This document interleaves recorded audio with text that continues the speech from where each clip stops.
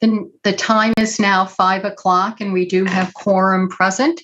So I will call this meeting of the Plan Commission of June 23rd to order. First, we will hear from our technical facilitator.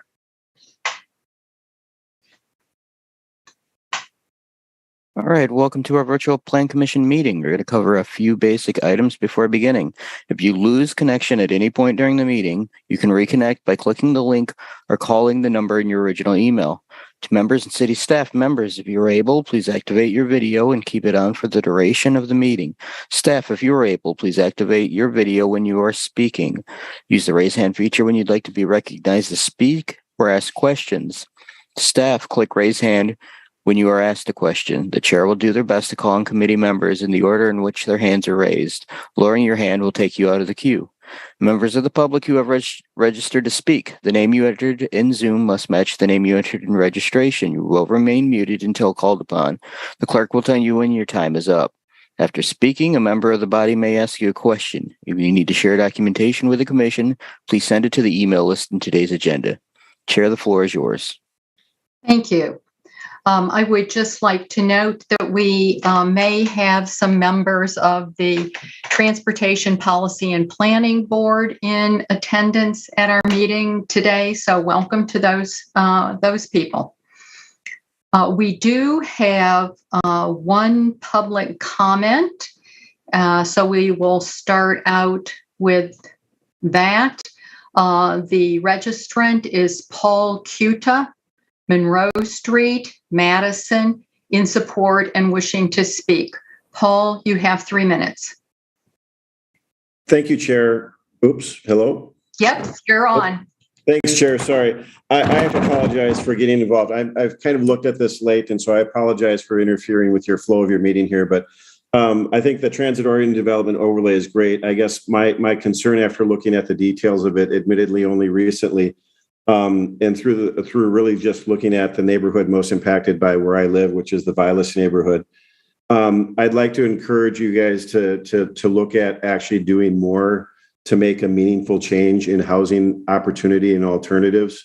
The TR of the 175 properties impacted by the overlay in our neighborhood, which is primarily the east end of the Vilas neighborhood, 55% of them, 96 units, are currently rental, but most of them are 40-foot wide lots by 120-foot depth.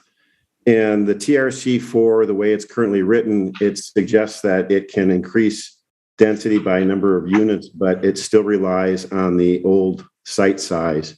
So I guess I'd ask you to look at the rules that allow the increase in, because those are really the tools that allow the opportunities for more diverse housing and owner-occupied multiple unit buildings in an area with great proximity to education, recreation, employment that can be meaningful to families, young families aging in place, et cetera.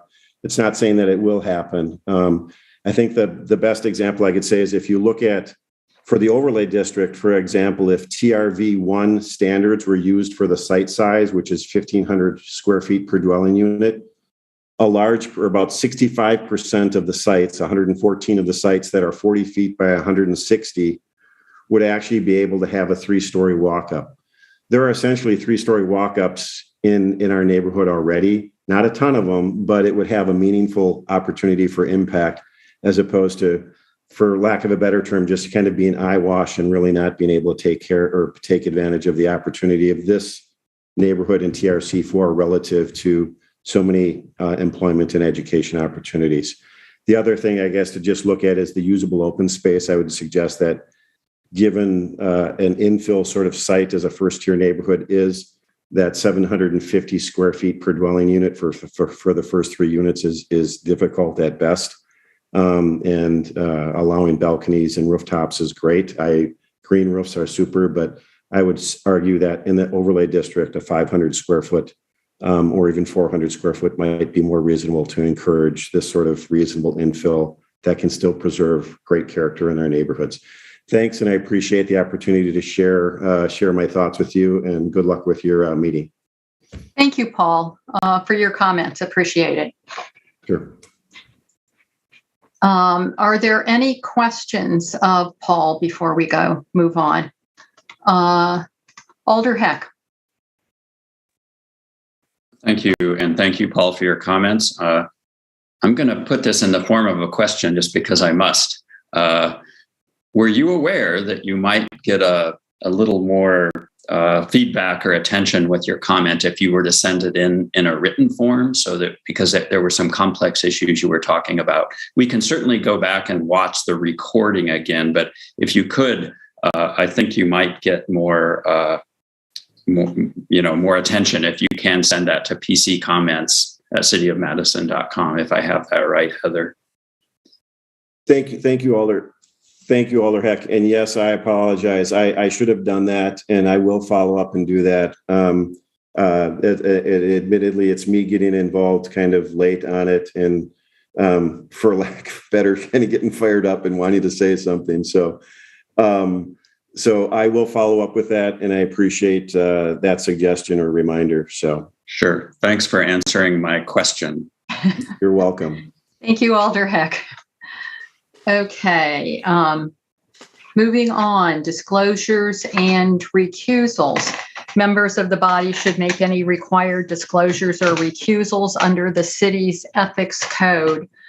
Are there any disclosures or recusals?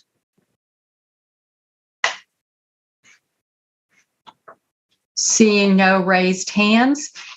As you know, we only have one item on our agenda tonight, a special item of business, update and discussion of transit-oriented development overlay zone. We have been given a lot of stuff to review prior to this meeting, so I hope everybody's had a chance to take a look at that and noted down any questions that you might have. We will be hearing from staff on that. And there's also 3 questions that were specifically enumerated that staff would like our feedback on. So I would like to make sure that we get good feedback on those 3 items. And then obviously, if there are other things that you have questions or comments on, those would be welcome too. So Heather, who is going to start out?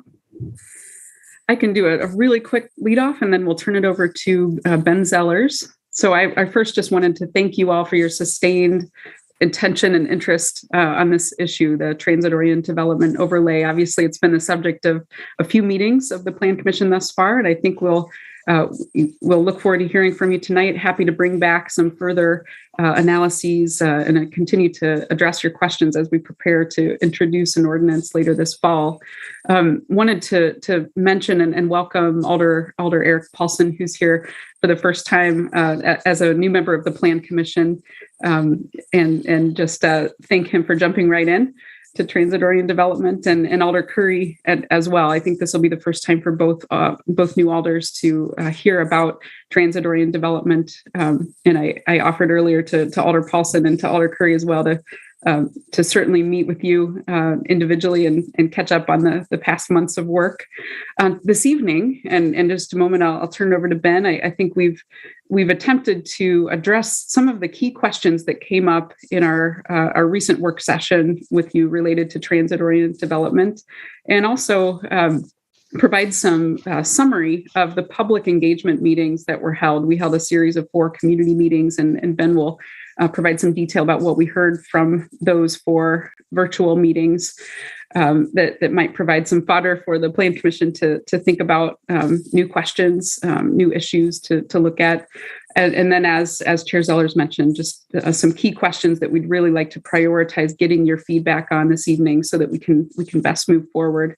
And I should mention that Ben has done a tremendous job with the internal project management on this endeavor. We're working in conjunction with zoning staff and staff from our Department of Transportation as well, making sure that there are plenty of eyes on the draft materials from the staff side as we work to get your feedback and keep on moving it forward. So thanks very much. And with that, I'll turn it over to Ben, and just know that Colin Punt and I are also here from the Planning Division to address questions later, and Tom Lynch is here as well from the Department of Transportation. Okay, Ben. Okay, thank you. I'll go ahead and share my screen and we can dive right in here. Up says that screen sharing is disabled right now. So Enable that. technical facilitator, can you take care of that? Try that again. Looks like it works. Thanks.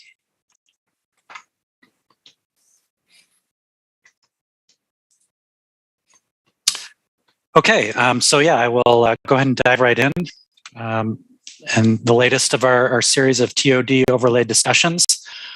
Just a quick summary of things I'll be covering here this evening. First, be touching on the public meeting summary and the feedback that we got from those meetings. Take a look at use and height bonus changes, that some edits that have taken place after the last meeting with Plan Commission in March. Review parking as it relates to the TOD overlay, as well as review form-based elements for the TOD overlay. Touch on affordable housing and how that relates to transit and the TOD overlay boundary. Then talk about the racial equity social justice analysis that was performed by staff as it relates to this project. Then review the revised schedule and then turn it back over to the commission for discussion and questions. Ben, could I interrupt here? Do you want questions as we go along, or would you prefer them at the end? It might work a little bit better at the end. It's possible that some questions will be answered along the way, is what I'm thinking, if that makes sense. Okay, that sounds fine to me. And I'd be happy to cycle back through to any slides that need to be revisited, certainly, as well. Okay. So just a quick reminder for commissioners, and I guess maybe an update for new commissioners joining the meeting this evening. This is the draft transit-oriented development overlay area that we're talking about. No changes since the last meeting in this map. So the dark purple is the TOD overlay area that surrounds the approved east-west bus rapid transit line. And then the light purple surrounds high-frequency local transit and the north-south proposed BRT as well, which even if BRT doesn't move forward for that specific north-south area in the near future, it's still scheduled to be high-frequency local transit regardless. You can see some cutouts from that area, which were reviewed at the last Plan Commission meeting, and those cutouts are for historic districts and then also the UW campus and downtown areas. And I would mention that since our last meeting, the Metro network redesign has been approved, and there are some minor tweaks that will or would happen to this map related to that approval and the amendments that were included with the approval. And those, the two big ones are Monroe Street. That area for the TOD overlay would be trimmed slightly from west to east. And then also along Northport Drive on the north side would be expanded slightly to encompass some new routing that occurs on the north side.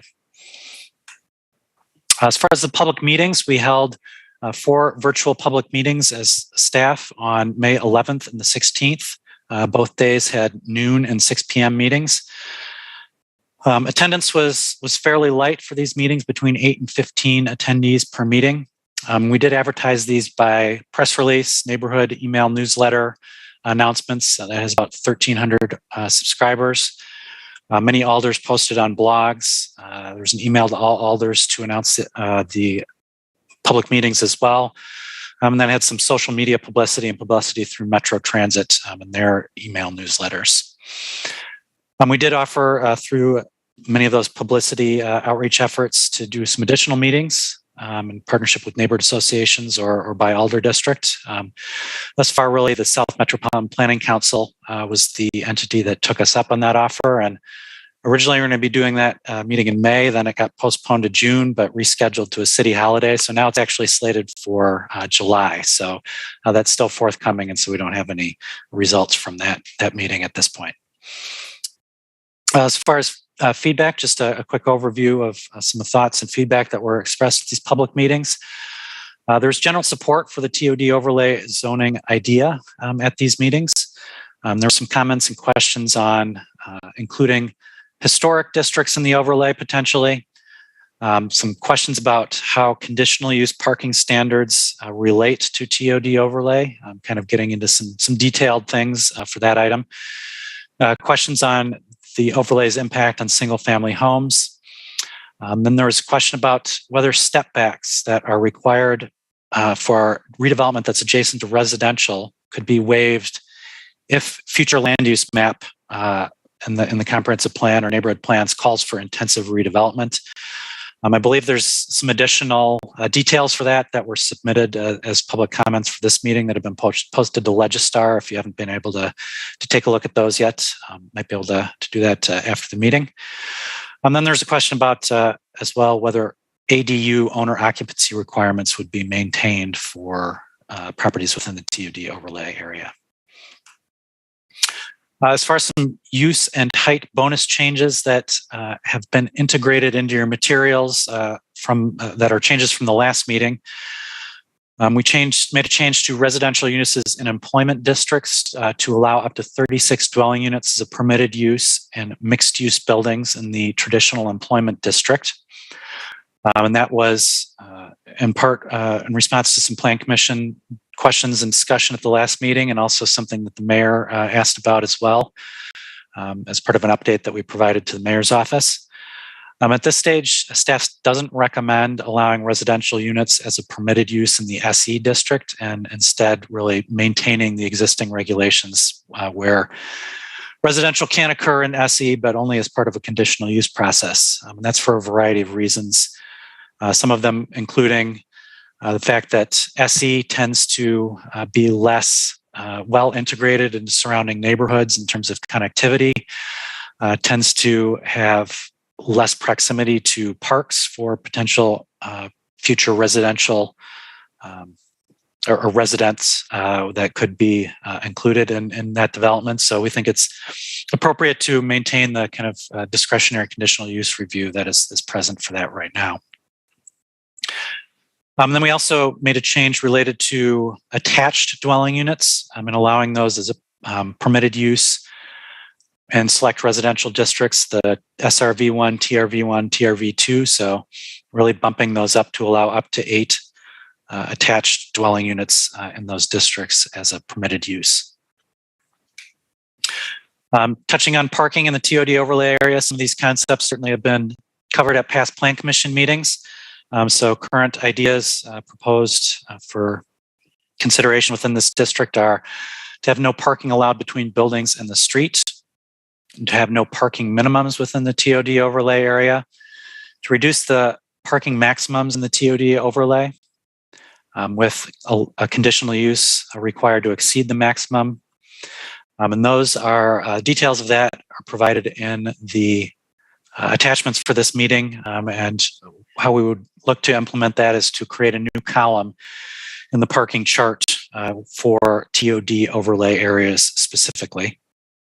And then the other portion of this is to, in no case, allow parking in TOD overlay to exceed current maximum for parking that is in the zoning ordinance right now. So related to some Plan Commission questions and discussion we had at the last meeting, we went back and looked at some existing developed areas of the city and reoriented these developments to meet some of the proposed TOD overlay parking, arrangement and site design elements. So this is an existing strip mall that's on Mineral Point Road at Grand Canyon Drive.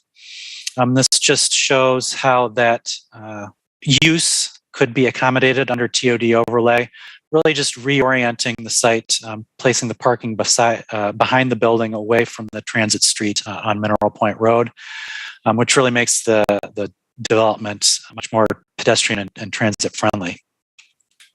A similar reorientation along Monroe Street at Knickerbocker, really changing the orientation of the existing strip mall in that area, moving that up towards Monroe Street, placing parking behind, all while maintaining the building footprint and square footage, and generally the number of parking stalls as well that are on the current site. We also have a few examples, and there are probably many, many more that could be done, of some existing site layouts that are beneficial to transit that could have actually been worse. So this is the South Madison MATC site, and really shows on the left the way it was built, with the building right up to the street at the corner of Park Street and Badger Road, where they could have potentially had a row of parking setting the building back from the street in that instance, but obviously opted not to. And then this existing layout is at Sequoia Commons, South Midvale, and Tokay. Very good site layout in terms of pulling the building up to the street, tucking parking behind. And then could obviously have turned out in a less pedestrian and transit-friendly orientation as shown at right, potentially putting the parking in between the building and the major transit streets. And I just mentioned for this, this is a redevelopment of a previous strip mall, for those who might not be familiar with the history of the site. So obviously went from less pedestrian friendly and transit friendly to more pedestrian and transit friendly with the current configuration. There was also some questions and discussion about gas stations and how those might relate to TOD overlay. So this kind of segues into some of the form-based elements that we're talking about for TOD overlay. This site in particular is the existing Quick Trip, formerly PDQ, development on East Washington at Schmiedemann. And really is actually a good example of how gas stations, convenience stores could and potentially should be implemented along TOD overlay areas. Really puts the building up along the street, allows pedestrians and transit users to access the convenience store portion of the development without crossing the parking lot or crossing the gas pumps. And then just really showing that example on the right, just adding a second story to the existing building, which I believe would really bring the site into full compliance with the TOD overlay regulations. So a pretty good example of potential future gas station developments within the TOD overlay. And also just wanted to show some other real world gas station multi-story examples. This one actually in Milwaukee, where they not only have a multi-story gas station site, but also integrated car wash as well as part of that development. This instance in Carmel, Indiana, Kroger gas station with building pulled up to the street, 2 stories with gas pumps behind. And this is actually an example in Sun Prairie, perhaps not quite as pedestrian and transit friendly, but with some changes to modify the site from kind of a street style entrance to a driveway entrance, and also pull the building up along the street. This could be a good example of a 2-story gas station as well. So kind of summarize some of the form-based TOD elements. There are more details in your packet, but potentially for consideration, requiring a certain percentage of facades to be built at a maximum setback, potentially 5 feet, or whatever the urban design district requires. Requiring accessible pedestrian entrances facing the transit street, or if there's no transit service, the higher classified street or generally the higher trafficked street. Requiring planned multi-use sites and residential building complexes to occupy a certain percentage of the street frontage. So that's, again, a measure to ensure that these buildings are up along the street for multi-use sites or multi-building sites. Implement a minimum parking setback. Not allow automobile uses between the building and the street. So that, for example, would be not allowing gas pumps between the convenience store and the street. Having drive-throughs be located under the building the way they are currently mandated to be for TSS, traditional shopping street drive-throughs. Then having that minimum 2-story building height. I wanted to switch gears there a little bit and just talk a little bit about affordable housing and how it relates to transit corridors and how affordable housing is located within the TOD overlay area. So this is a map of affordable dwelling units within the city. It includes kind of breaking out dwelling units that are supported by our Affordable Housing Fund. Those are shown in kind of the teal color. And right now, income restricted dwelling units, just over 50% are within the TOD overlay area, and a little over 60% are within a quarter mile of high frequency transit. And then most of our over 90% of the Affordable Housing Fund supported dwelling units are within a quarter mile of high frequency transit. So that's really kind of a testament to how the Community Development Division has been administering that program and really focusing the assistance along transit corridors. And that kind of ties in and relates to this most recent round of Affordable Housing Fund applications. This is the draft map and may be actually final, if not close to final, right now. And this shows in the dark purple area how projects along these transit corridors are preferred, affordable housing projects are preferred within that purple area along the transit corridors. So really making that close tie-in to transit-oriented development for affordable housing with this city program to provide affordable housing assistance. Then just wanted to kind of touch on pipeline residential projects and as it relates to this TOD overlay area. You can see a continued high concentration downtown and on the isthmus, and some of those just because the downtown is not part of the TOD overlay are not within the TOD overlay, but really a strong percentage, if we do include those downtown projects, are within a quarter mile of high frequency transit. And so we hope that will continue with this TOD overlay and potential projects within the overlay area. Then also talking about the racial equity, social justice analysis. So this was performed by a staff group over the course of 2 meetings in late May, early June. And so we had representatives from planning, zoning, civil rights, community development, and the library meeting to review the draft overlay district. Really started out with talking about possible impacts. Most of these points, or really I think all of them, came from non-planning staff, just to emphasize that element. Possible impacts include increasing access to transit, potentially driving up property values for owners if more is allowed to be done with their properties, and driving up rents for renters. Possible displacement was mentioned, both as a consequence of kind of higher frequency transit service and that being desirable, and also as a potential consequence of TOD overlay and how it may encourage or likely will encourage more redevelopment. And how the thought with the TOD overlay is it's more likely to encourage more redevelopment in areas that have lower land value, like the north and south sides. And there was also comment about excluding more advantaged historic districts that are outside of the downtown from TOD overlay, and how that means we might not be diversifying housing and employment opportunities in those areas as much as other areas within the TOD that are within the TOD overlay area.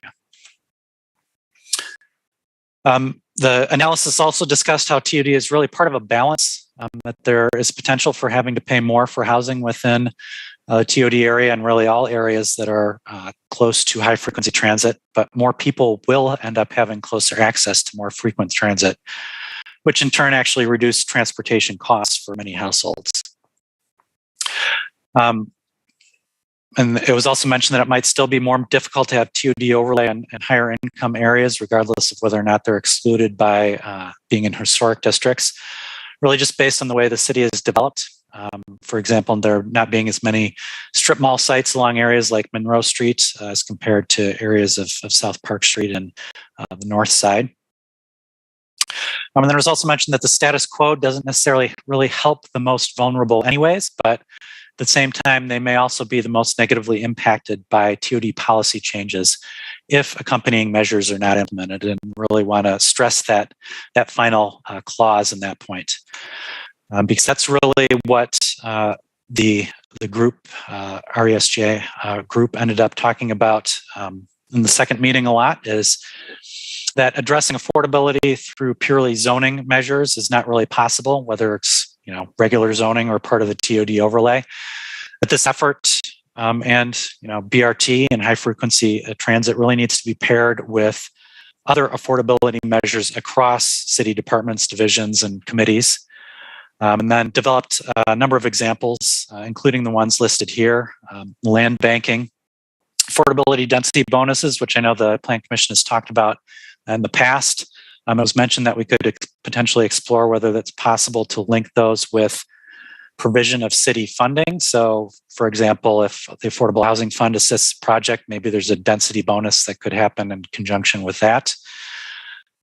Potentially implementing small affordable housing focused tax increment districts along transit areas, transit corridors. Then maybe initiating effort to link new businesses with vacant commercial space, this really touching on affordable business space, along mixed-use transit corridors, something maybe an effort similar to the Culture Collectives project that took place on State Street, or the Market Ready program that's been in place for the public market, which is in the TOD overlay area. And then also possible economic development and civil rights planning partnership with Chambers of Commerce was mentioned to create guidance to better connect businesses owned by people of color with available space that is in these TOD overlay areas. So with that summary of those meetings and discussions, wanted to also talk about updated timelines. So we've been through publicizing the virtual public meetings and held those meetings as well. Held the RESJ analysis mostly in June, then obviously here with you tonight to provide this update. Then we're looking at doing any additional analysis and refinements to TOD overlay in July, providing an Urban Design Commission update since this TOD overlay area overlaps some UDC or urban design districts. Potentially returning to the Commission in August for another update if that's needed. And then looking towards September for introduction at Council with possible referral to TPPB and PC Plan Commission for review, and then potential consideration of adoption in October by Council. So with that, I'll turn it back over to the Commission for review of the questions that we had included in your packets, as well as any other questions, comments that the Commission might have. Thank you. Thank you, Ben. I'd like to make sure that we do answer questions that commissioners may have, along with getting comments in general and answers to the questions that the staff have posed. So, are there questions of staff, comments about what has been presented? Commissioner Fernandez. Here we go. Thank you, Chair Zellers. Get my video up here too. Anybody cares? Okay, good. Great. So my question of staff, I know we addressed the issue of excluding a large historic district on the west side. Is that a closed issue at this point? I noticed that it came up again with the social justice review. Is that no longer on the table? So is that, Ben, do you want to answer that, or, oh, Heather, I see. Heather. Sure. Thank you for asking that, Commissioner Fernandez. There haven't been any formal decisions made about that. I think we as staff have been operating under that assumption as we pull together materials for informal review by the Plan Commission. But it's not a closed issue, and it did come up in the public meetings and in the RESJ analysis. And so I think it would be good to hear commissioners' thoughts on that. Thank you, Commissioner Fernandez. And Heather, did you have any further questions or comments? Yeah, I just also wanted to touch base on the no parking minimum. I'm a little concerned that there could be special circumstances under which providing zero parking truly is going to be a burden for the adjacent neighborhood. Is there any way to create more flexibility in that? In other words, perhaps a conditional use would be zero parking, but the applicant would have to justify why zero parking for 92 units is actually acceptable. It seems a little bit overly restrictive. Is that something that is open to discussion? Ben or Heather? Heather, go ahead. Sure. I mean, everything is open to discussion. I think that there are different ways that issue could be dealt with. One is to simply eliminate any minimum parking requirement within the TOD, which is what's before the commission tonight in this recommended draft. Thinking, on the fly, I mean, other ways to deal with it would be to minimize or to reduce our minimum parking requirement substantially within the TOD area. Practically, we are seeing as staff that even today, our parking requirements really aren't the limiting factor, I'll say, for development. I think that the market and financing really drives the number of parking stalls that we see in a given development. And I guess what I mean by that is that the city's parking requirements are pretty relaxed already as far as minimums go. By and large, any type of development besides student housing, which is an outlier, we're seeing probably more parking in development proposals than what is required. But I think it is really important, at least to offer in the TOD areas for a range of housing types, including income restricted housing, to really reduce that requirement at the very least. And I think, so far, staff has thought that the easiest way to go about it would simply be to get rid of any minimum parking requirement and sort of let the market dictate that parking level. Yeah, thank you. That was very helpful. Commissioner Shepherd. Hi, yeah, just a quick question about the feedback efforts. It was mentioned again that I guess what I'm asking is, how would you rate sort of our ability to get feedback from the public to date? It was presented earlier that some of the more recent public meetings were lightly attended, to say the least.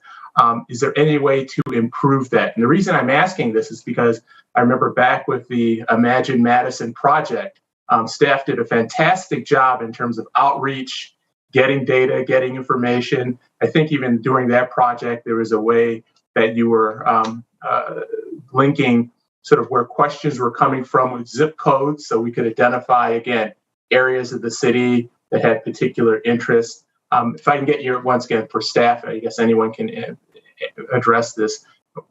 How would you classify the quality of the feedback currently? And is there any way to improve it, or is it just sort of what it is based on your experience? Is that Ben? I can speak to that a little bit, and certainly, welcome any thoughts from Heather and Colin as well.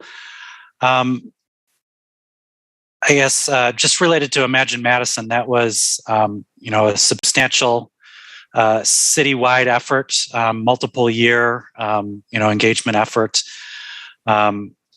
This particular project is far more narrowly kind of focused and tailored. So I think, and also I would say more technical in nature, dealing with ordinances as opposed to a planning document.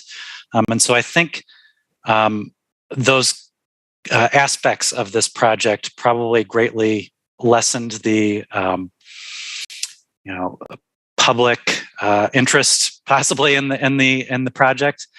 Not a lot of people necessarily want to dig into the details, I think, of zoning districts and how those are used to implement plans. And then as far as, outreach and engagement, I mean, we did talk about the best methods to try to reach people and figured making these kind of virtual meetings available to anyone at multiple times a day was a good approach. And because it has such a wide aspect and reach throughout the city, we decided not to do in-person meetings for this particular effort. Having said that, there's certainly other things that can be done or could be done, but we didn't think that a public outreach and engagement effort, close to on par with the Imagine Madison effort was kind of merited for this, given the much more narrow scope and technical aspect of the project. So Heather, I don't know if you have some other thoughts. Yeah, just want to build on that. I think that, this is one of the strong recommendations in our comprehensive plan is to move forward with a transit-oriented development overlay. And so this is really one of many dozen recommendations in that comprehensive plan. So it's plan implementation. And I think it's always important to do the public outreach and engagement that we can. But when it comes to plan implementation, when we have such strong policy guidance already to move forward with something, I think that's an important consideration with regard to how we spend our staff time and city resources on engagement. So just something else to kind of build on what Ben had to say. Thank you. Did that answer your question, Commissioner Shepard? Yes. The only thing I would add to it is I think it would be, because as we move forward, questions will come up, and there will be questions that that we didn't do enough to reach out to the public. We might want to just make sure that we list all of our current efforts, even with the implementation portion where we're at right now. What have we done, again, to get feedback and to engage the public and communities? Thanks. Thank you, Commissioner. Commissioner Spencer. Thank you. I just had a couple of questions. First of all, thank you for the presentation. That was really great. I appreciate the examples of the 2-story gas stations. I love those. I can't wait to see them all over Madison. It's such a cool design, just a cool thing to see. One quick question I had, you had mentioned some changes in things like the dwelling units, obviously, along the TOD overlay. So, we've heard just a couple times over the years that residents feel like maybe there's been a change in development standards or dwelling units, and they don't know about it. And so, if this is going to change some existing neighborhood plans, and I know they're changing as well, how is that going to be, if it does change, like the neighborhood plans, how is that going to be communicated to the residents? That was just my first question. So Heather or Ben? Colin. Okay, Colin. Yeah, since I work with you all regularly on reviewing those developments, I think one of the important things to remember is that as the Plan Commission is reviewing developments, that you are looking at consistency with the adopted plans, and that the plans are not changing. In a lot of these instances, like Heather said, the TOD overlay is bringing the zoning more in line with at least one of the adopted plans, and importantly, the comprehensive plan. So I think as we go forward, the Plan Commission and city staff will continue to look at consistency of proposed developments with the adopted plans, in light of the zoning. So when you are considering those conditional uses, you're looking at the adopted plans. And then, as you noted, over time, plans are revised. We have the planning framework in the works right now. So, more changes could come.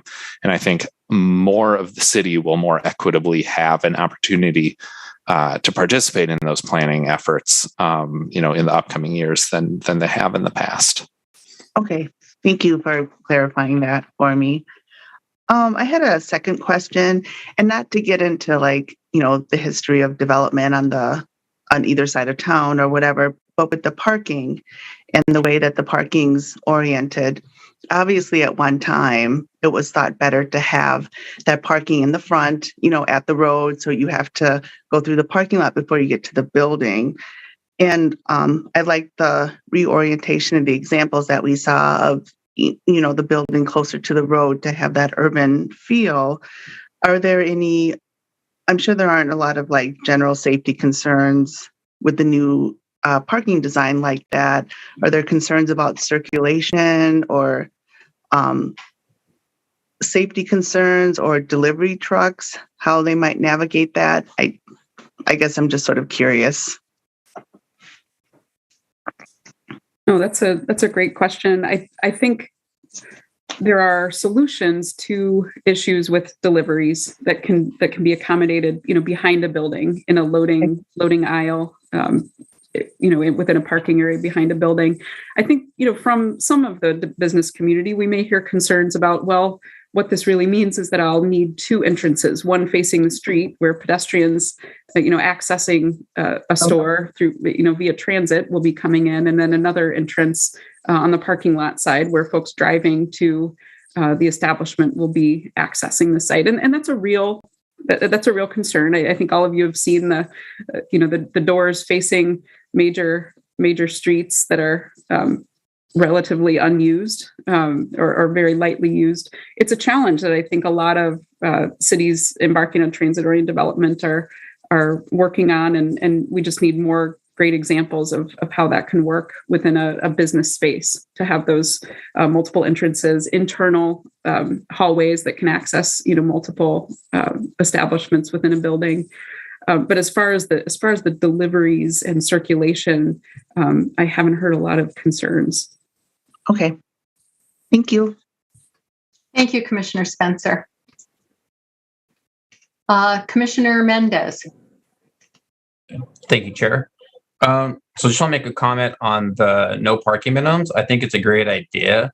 I see it being implemented across the country in specifically downtown areas. The only concern I would have is if we remove minimums in certain areas, if there's no kind of check and balance, that people who need to park are going to start to bleed into the residential community. So we want to make sure that that's, thought out well enough ahead of time, especially with the, transportation, to make sure that we're, residential permitting or, that type of thing. So that way we're not creating a problem for the residents in the areas that are surrounding these overlay districts.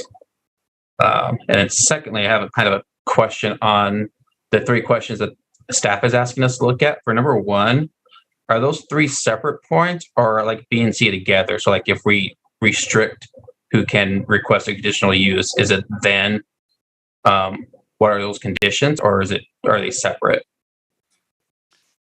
Those are really, I guess, drafted to be separate options. If there's some sort of combination that wants to be explored, then that could be discussed, but really, as outlined, meant to be separate options. Okay, thank you. Alder Heck.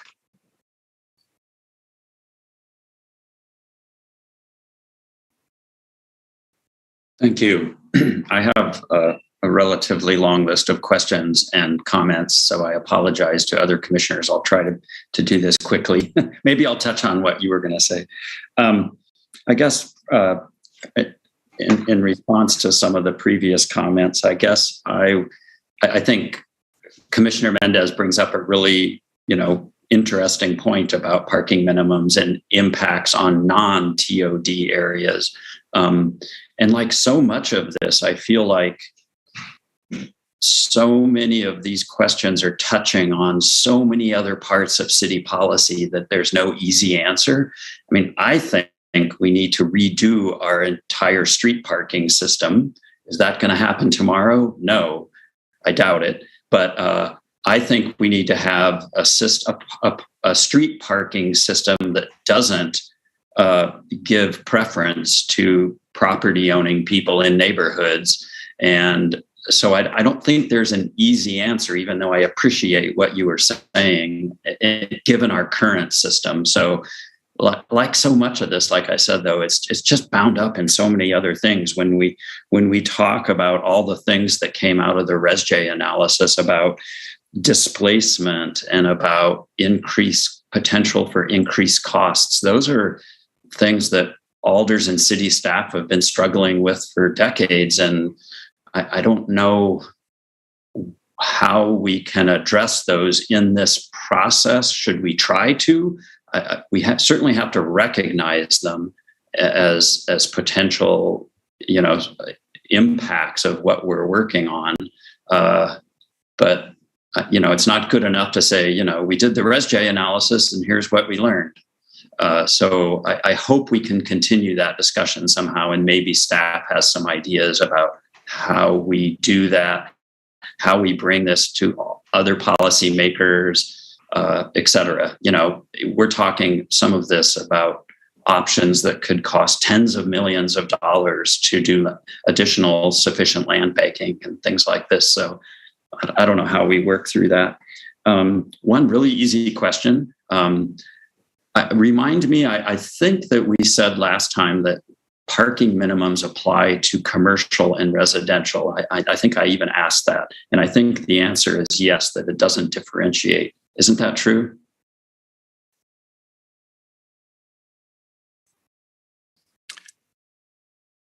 Sorry, Colin, did you want to go ahead? I was going to jump in. I think yes. It does not differentiate. I may be misinterpreting your question. Well, I mostly want to know is, does a commercial building in the TOD overlay also have no parking minimums, is the way we're thinking about it? Yeah, I think yes, no uses at all would have parking minimums as we have it right now. Okay, thanks. That's what I was remembering. Let me see here. I'll just go on to a couple other questions that are thoughts that came up from earlier questions. Neighborhood engagement. I think staff did a great job of getting the word out, but obviously, in the future, the people that are going to want to give us the most input are going to be property owning people and empowered neighborhood associations. And there's a strong correlation there. So I hope we can do direct outreach to those folks, even if alders haven't necessarily followed through as they should, or you can help us follow through, direct contact with neighborhood associations. Otherwise, when this gets to us later in the fall, gets to both committees and council, there's going to be big discussion, and we might as well, I think, do whatever we can to promote those discussions early on in the process. Just one thing about gas stations. I like the two-story gas station idea, but I also fear that only certain corporations in the state of Wisconsin will be able to afford to put in new gas stations, a certain corporation, and that any other smaller entity that wants to have a corporation will no longer be able to, a gas station will no longer be able to. So there are repercussions to I think, to doing the two-story requirement. Maybe there could be an out somehow, but just a thought. I'll stop for now. Thank you, Alder Heck. Commissioner Solheim. Thank you. I wanted to follow up on the historic district question, particularly for the Hill Farms. I know that we've talked about this before. And in our last meeting, I believe that Tom Lynch was maybe not able to attend, because I did want to ask kind of the status of the Section 106 process and if the historic designation was still tied into that. I believe it was thought that it was kind of a more conservative approach to exclude them. And I'm just curious if that's still the case. Tom? Yeah, so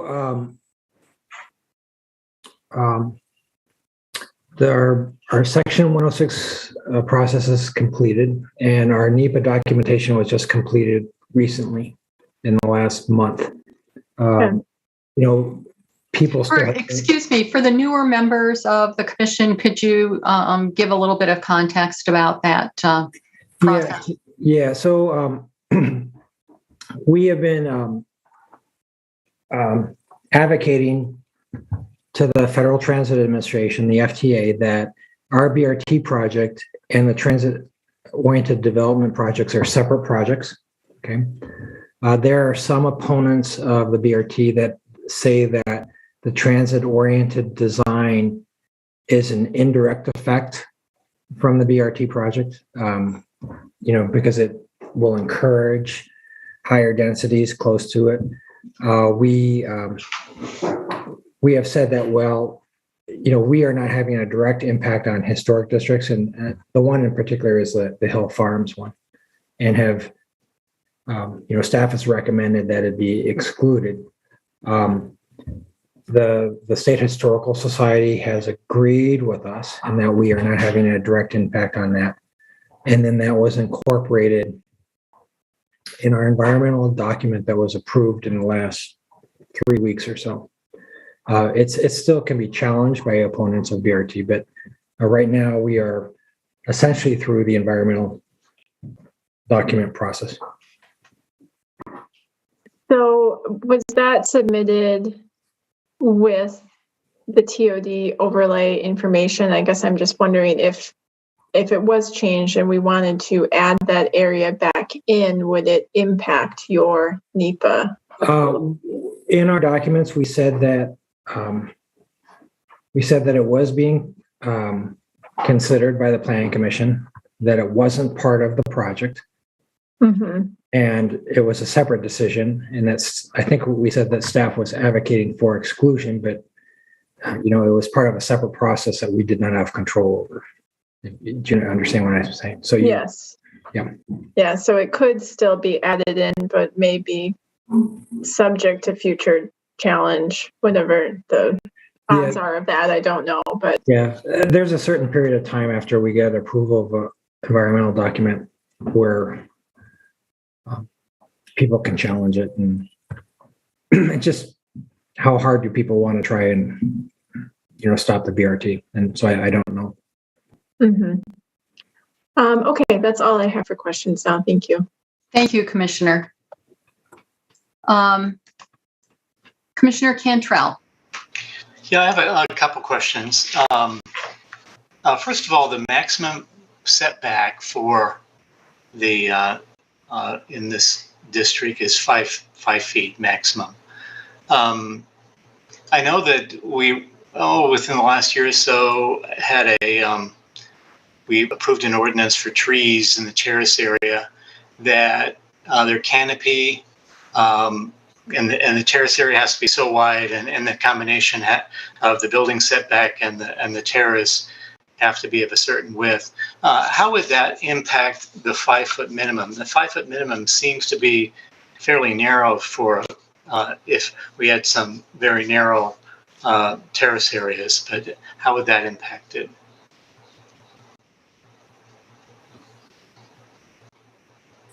Heather? I can start off here and then look to Ben or Colin too. So I think this is a really good point to raise. I want to clarify that the intent is not to have a 5 foot maximum setback everywhere within the transit-oriented development overlay. A lot of these areas are in zoning districts that have a 20 foot minimum front yard setback today. I don't think we'd be seeking to change that in a lot of the lower density residential zoning districts.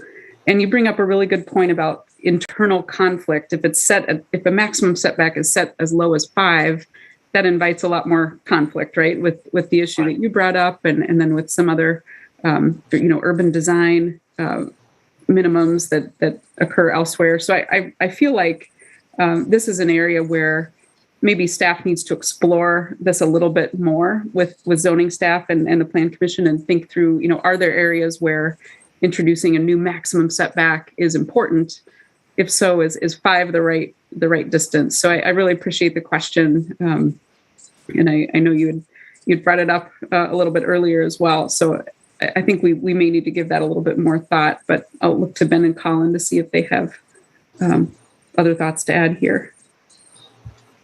Ben or Colin? Yeah, I think I will just add very briefly that this is something that we have been working with zoning staff on and have tossed around a few different ideas. So this is one that I think is one of the few issues that's still kind of in a gray area. So any input that you have, I think is going to help us guide that. Yeah. The other one that just thinking of examples that the 5-foot maximum setback would be a problem for would be restaurants that would have patios out in front. There's lots of examples on East Washington, and I know that's an urban design district, but there may be other examples on less traveled streets within the the Transit Overlay District that might be impacted by that. So that's just another one I think that needs to be further explored. Did you have further questions or comments, Commissioner Cantor? Yeah, a couple others. Do we have any environmental concerns with having like a second story on a gas station that may have residential apartments or offices, or are there any concerns about that? I know that you showed examples of in some prairie and other communities, but I guess of the 3 options, I'm kind of more leaning to option B, where there may be opportunities for 1 story as a conditional use, and we kind of review it on a case-by-case basis.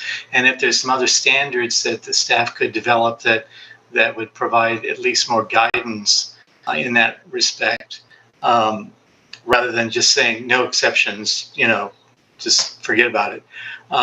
So that's at least my opinion on that one. And that's really not a question, I guess. So the question is, are environmental concerns? And I'm assuming there probably are not, but I'll just throw that out to staff. Yeah, I mean, we hadn't heard any concerns with that idea, and I don't think I necessarily have any concerns. I would say that I think it's most likely that the second or third floors, or how many floors that might be over, a convenience store, would probably not end up being residential.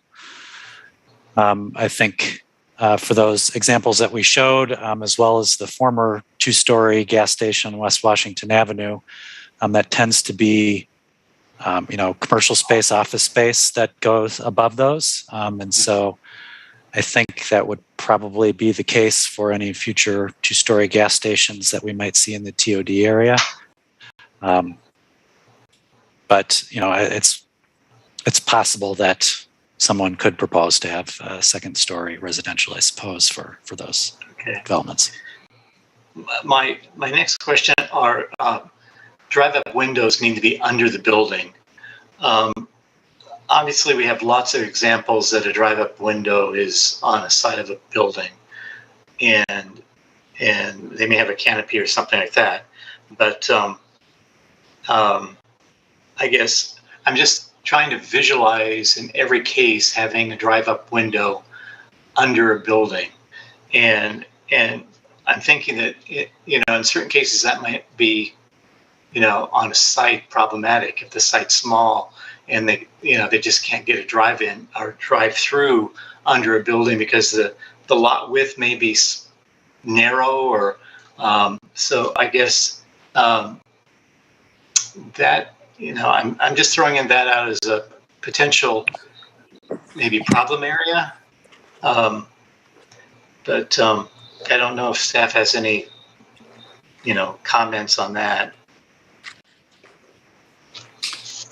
I guess, I would mention that that could be an issue potentially, and might be an indication that within this TOD overlay area, not all sites are appropriate for drive-throughs. And so we might be precluding them in some cases, and I think it might be appropriate to preclude them in some cases with these regulations.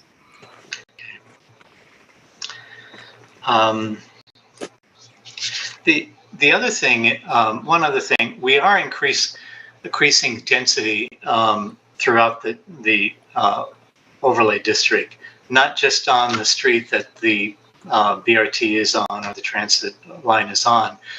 In some cases, a quarter mile from that route or a half a mile from that route, it in some cases, some residential areas that may have vacant lots right now, they're going to have kind of an increase in density, which maybe obviously the neighborhood didn't expect.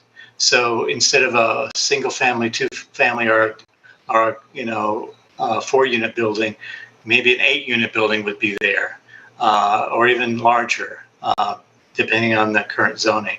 So I guess I just think that we have to be aware of the impacts on those situations, because I think they're going to be out there, and we won't be able to identify them all right now, but they're going to occur because within a quarter mile or a half mile of some of these areas, it is getting into residential areas that will have increase in density. So it looks like Colin has a comment on that. Okay, thank you. Yeah. So sorry, I'm going to go back to your previous comment about the drive-throughs. Okay. And I just wanted to bring up 2 examples that the Plan Commission has looked at, somewhat recently, and that is the Heartland Credit Union on Willie Street, and the upcoming Popeyes Chicken on Odana.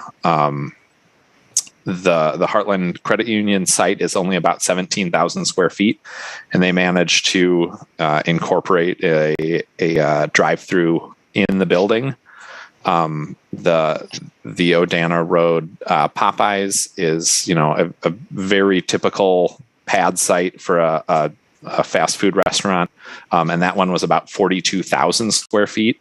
I think what the issue is that for a lot of those places that do have vehicle access sales and service windows, they come in with a template for their building, and don't want to stray from what that template is. Right. It did, you Brad were there for the Heartland Credit Union meeting, so that took a little bit of pushing, but they were able to do it on a much tighter site. So I think the opportunities are there. We may get some pushback from some of the users, but I think it's a doable. There are doable solutions out there. Okay. Heather, did you want to add something? Yeah, I did want to add just a clarifying note related to density, and this is a little bit in the weeds. I think density is a really tough concept for a lot of folks to grasp. And what I want to stress is that with the transit-oriented development overlay, as suggested, the only districts where we're actually increasing allowable density, which is the number of units you can do in a given lot size, are really the single-family zoning districts. And in those, the change would be from allowing just a single-family home on a given lot size to allowing a 2-unit building plus an accessory dwelling unit. So in a way, depending on the lot size, you could be as much as tripling the allowable density in the single-family areas.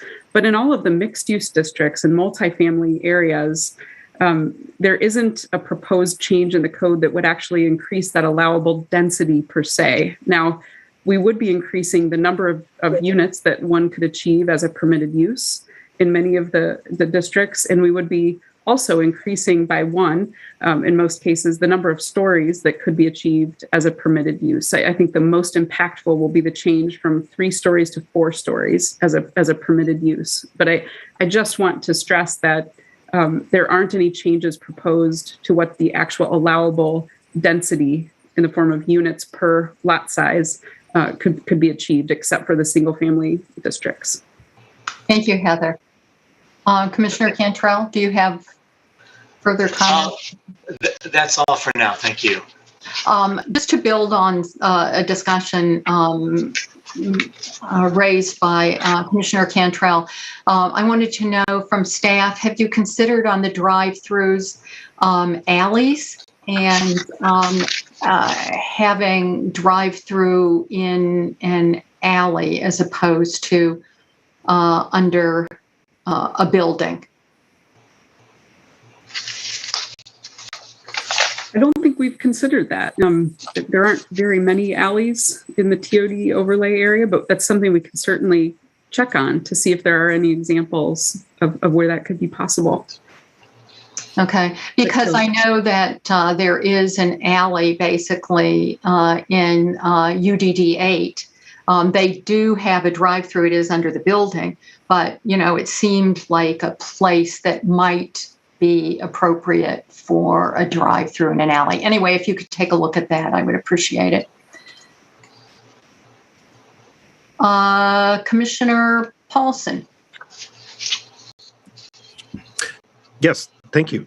Excuse me. Actually, Commissioner Cantrell answered a bunch of my questions, and thank you for the examples of what it means to be a drive-through under a building. I'm going to go check that out. I have a really tough time envisioning what that was, so I will go take a look. Well, one clarifying question. One other place that I thought maybe might be similar is Cargo Coffee East. Is that kind of what we're talking about? How the drive-through for that one is kind of tucked inside the first floor in the kind of parking garage sort of thing? Yes. Yeah. Okay. That's an example. Yeah. Okay. When I first heard it, I thought, are we tunneling underground or how are we doing this under the building? So I was very confused. I don't know if we're just answering the questions posed, but I actually do have kind of one sort of policy question on density and permitted uses. And I'm in favor of putting density and height to help get to density along these transit corridors. I think it's a no-brainer. It helps strengthen our transit. It helps and provide more housing options near transit, which a lot of people need. One of the things I'm a little worried about on the permitted use is I'm sort of realizing one of the few policy levers that we have is sort of these density stories. Right now we use it for exceptional design. The presentation referenced well. Maybe we could also look at doing an affordable density bonus, or bonus stories for affordability. I'd like to look at using bonus stories for efficiency measures. Do you do exceptional efficiency in it? I'd also like to look at doing bonus stories for accessibility uses. There's, when we were talking at the council meeting in TPPB a couple times ago, we were hearing from residents who are who are disabled and may need to use a wheelchair and have a tough time finding an apartment that the layout of the apartment is set up so that they can operate independently. They need to roll in shower sort of thing, and the market isn't really incentivized to build those things. So I want to be doing all these things, and there's only so many ways that we can write policies that you've got to do this, and this bonus stories is a nice way to get there. So I'm fine with it. I have no concerns about how high things might get within reason, but I'm a little nervous about giving up one of the few levers we have to actually help people get there with some of the permitted uses. So that's just kind of a observation, and I think it's just we're sort of out of luck on this one, maybe, but I think we should keep it in mind. And then the parking minimums, I'm fine with abolishing parking minimums. If we run out of parking spaces, we can come back and revisit that later. But right now, let's not tie our hands and say we. I'm okay erring to the side of too few parking for a couple of years. Okay. Thank you very much, Commissioner Alder Paulson. Do staff have any comments about anything that any of the issues that Alder Paulson raised? Doesn't look like it, so we'll go to Commissioner Fernandez. Thank you, Chair Zellers. So really, I would like to ask kind of a procedural question right now, because it feels like we're kind of bleeding over from questions into discussion. And this is an informal, more informal than regular. So yes, if you've got comments, it's fine to do that. And toward what seems like the end, I will be asking and looking for, as we have in the past, looking for general consensus. It doesn't mean necessarily unanimity among all the plan commissioners. So that's what we will do. So if you've got some general comments that you want to make, a couple of commissioners have done that, feel free to go ahead and do that. Okay, thank you, because I didn't want to, make every comment in the form of a question if that's the the procedure. But the main comment I wanted to say, I am greatly in support of this whole process, but I also agree with Commissioner Cantrell. There's a lot of unforeseen circumstances, and so I just would like to, for me, some kind of language in here that allowed a appeal from TOD requirements or something like that as a general statement about the entire TOD overlay, such that we don't wind up tying our hands. Many of these things are excellent ideas, but I wouldn't want to rub up against a specific situation and find out that we could not make even the decision that seemed best for the city and best for planning because we had run into those issues. So I'm suggesting possibly some kind of a wording that says, the applicant may appeal TOD requirements under very specific circumstances and place a very high bar for that exception. And I did want to just make one comment on the drive-throughs. And this is probably more of a question, but I'm not quite understanding why placing a drive-through underneath a building is really doing much but for what we're trying to do other than place an economic burden on the developer. It's still, people who want to use that drive-through are still going to use it.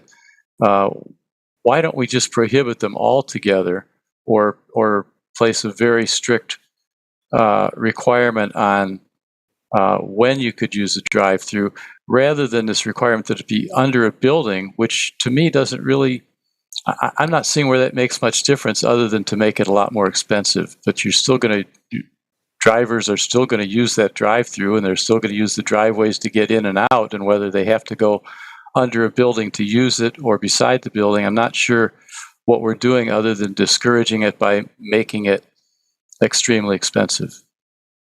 So that's Colin, Ben, do you want to make a comment? I guess I would just say a couple of things. I suppose we did originally have some more restrictive elements proposed as part of this TOD overlay very early in the process related to auto-oriented uses, including drive-throughs. It seemed like the consensus from the commission at the time was to not be as restrictive as we had kind of started out this process proposing. And so this is the current draft TOD regulations are kind of in response to that feedback from the commission. Trying to strike that balance between allowing them in this instance versus kind of the initial proposal that potentially would not have allowed drive-throughs as an auto-oriented use within the TOD overlay. So, I mean, if that's something that wants to be revisited, needs to be revisited, it could be done, but we really have kind of proceeded in this direction at the behest of the Plan Commission from those original meetings. I guess as far as locating them under the building, that is potentially an additional cost, but at the same time, I do think it has some benefits with relation to site design, site layout, and pedestrian friendliness to make those uses kind of be buffered from the pedestrian realm and streets, as opposed to having large surface areas that are designated for auto-oriented uses. a recent example, I think, of fairly good integration of drive-throughs into a multi-story building is that UW Credit Union site at Cottage Grove Road, and I believe Atwood, or is that point at Monona Drive? I don't remember where it switches over, but I think that's kind of an example of what we are really looking for this regulation, and really an example of developers and tenants that are can be accepting of those type of regulations for drive-throughs if things come together with how much they want the location and how much developers willing to do. Okay. So I don't know if Colin or Heather has some additional thoughts for that. Colin or Heather? No, it looks like not. Okay. Thank you, Ben. I have a question. I don't see any other hands raised. On page 27, the second bullet point has a subsidiary bullet point, and I'm not quite clear why you're talking about 50% on buildings for lots less than 60 feet wide and 25% for lots wider than 60 feet. Any comments about what the thinking was on that? Colin? Yeah, I'll take this. I think this actually may have been my suggestion, so it's my responsibility. But similar requirements do show up in the code in other places tied to lot width. I think the thought is that for a narrower lot, we expect that more of the frontage would be within that maximum setback. So we are bringing the building up to the sidewalk and to the street. But if you have a much larger building, it becomes or a much larger site. You say you have a site that's 200 feet wide, almost a full block length. It may be impractical and kind of could even create kind of a canyon effect if we're bringing the entire building up there. And it may be more effective to have some modulation, so some parts set back, some parts set forward, and create some variation for those larger sites. But when you're in a smaller, more fine-grained site, thinking about places like Monroe Street, that it's more effective to have a larger portion of the building near the street. So that's where the thinking came from. Thank you, Colin. That was helpful. One other just brief comment that I have on the off-street parking requirements and that grid on page 28 and a couple of other pages around, I would just suggest that on the TOD automobile maximum, that perhaps where it talks about minimum determined by zoning administrator under non-TOD regulations, that could be a little clearer what the intent is there.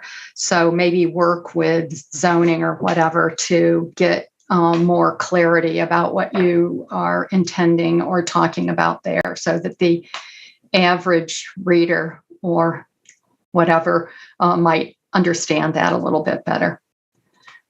Commissioner Cantrell. Okay. One of the things just occurred to me are in requiring all two-story buildings or greater than one-story buildings on all these and all this TOD area overlay.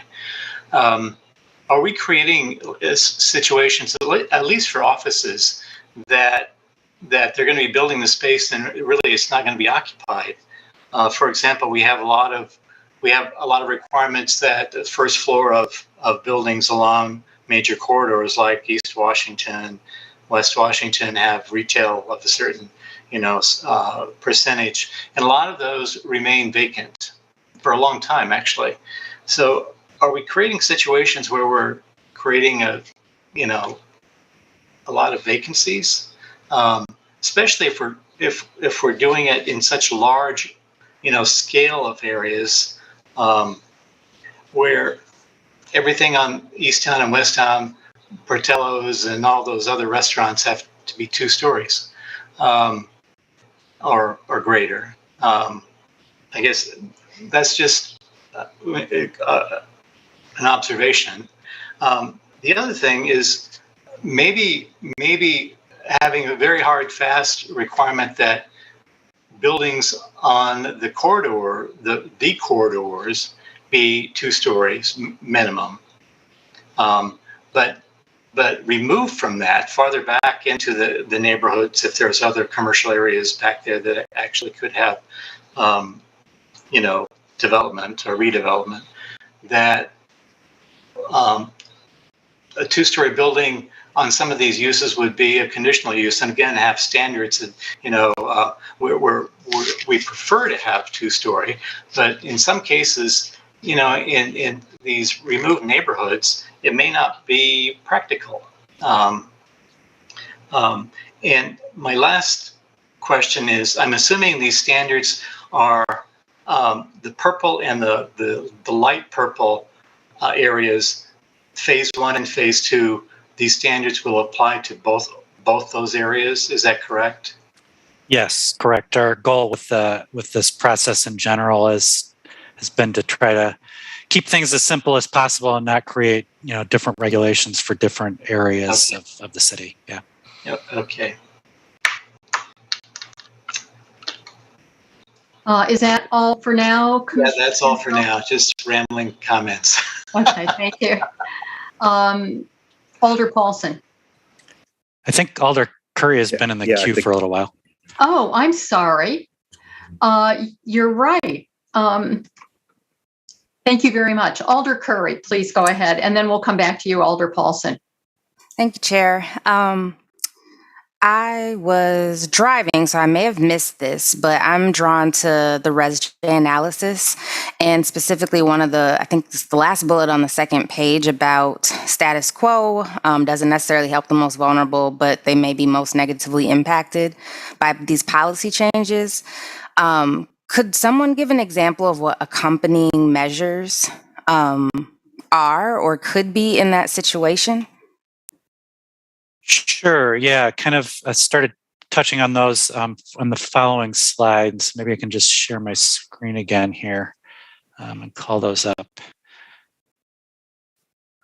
So the reviewing group, as part of the analysis, did start brainstorming potential accompanying measures for that. And some of these actually have been discussed before and really are already in progress in part. So land banking, that's something that has been included in the city's budget recently. And I think has been a strong consideration as part of the South Madison planning process and implementing land banking more aggressively there. And I think actually there have been a few properties that have been purchased already in that area. Talked about affordability density bonuses as well, and whether those could be tied to provision of city funding to projects. I forget what the specific use is right now in the zoning code, but there's a provision where there's a differentiation based on whether or not it's a nonprofit or has city involvement, and so whether or not that nexus could also be applied to affordable housing with city funding was a discussion. Smaller affordable housing tax increment districts. And then for affordable business space, not just affordable housing, but affordable business space, linking businesses with vacant commercial space, kind of like the State Street pop-up project had done this past holiday season. And then the Market Ready program that's been implemented for the public market along East Wash or close to East Wash. And then kind of a potential partnership with chambers to help property owners really better connect with businesses owned by people of color when those property owners have available business space that they need to rent. So actually kind of maybe referring back to Commissioner Cantrell's comment about there being some vacant space in some mixed-use buildings, some sort of program to better fill that space by connecting businesses with those property owners and the available space that they have. So those were some of the possible accompanying or programs that could follow this TOD overlay effort. Thank you, Ben. Did that answer your question, Alder Curry? Did you have anything further that you wanted to ask or comment? Not at this time. Thank you. Okay, thank you. Alder Paulson. Yeah, thanks. This is a quick clarifying question on timing with the light purple. What will trigger the regulations to come into effect there, or as soon as we adopt this, do they apply there even if maybe the transit isn't there yet? I think ultimately that would be up to council. I think with the adoption of the Metro network redesign that has happened, it's likely, we as staff, obviously with the direction of the Plan Commission, would propose that they be implemented at the same time now that we know the Metro network redesign has been approved. When we originally started discussing this last year, we weren't sure if that timeline would move forward as anticipated or not. So yeah, I think it would be beneficial to move forward at the same time, and really, it would be good to have this in place even a little bit before the transit service itself is in place, so property owners, developers, residents can respond to the TOD overlay as they're considering projects. So projects might be coming online as the transit service gets changed over and BRT gets implemented. Thank you. I see that Tom Lynch wants to make a comment about this. Tom? Yeah, just a clarification on the timetable. Providing our upcoming studies, kind of the results of them are what we expect. We would like to implement the transit redesign in June of 23. And we know that there'll have to be a few adjustments through the summer of 23, so that when we get to the fall of 23 and the students come back, we're kind of up and running and everything's working well. So that kind of provides a framework. For the BRT line, the BRT line will be in the fall of 2024.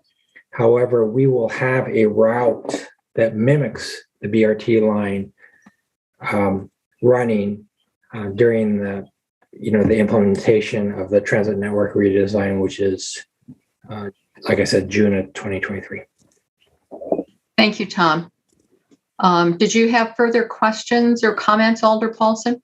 No, I guess I was just a little thrown by the legend on the map where it identified the light purple as future phases, and if that's not actually the future, I want to change that for the map. If it's the future is now. Yeah, good point. Yeah, we can make that change as we make the update to the final map for the network redesign that was approved. Okay, very good. Thank you.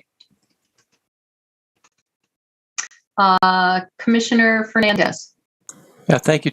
Thank you, Chair Zellers. I just want to cycle back to the RESJ analysis. The measures that were outlined there, as it appears to me that most of them are independent of this TOD proposal. In fact, could not be implemented as part of this.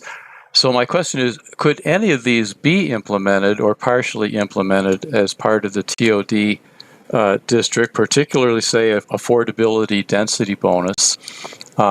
So that's really a question for staff. If any of those measures are actually on the table for this particular discussion.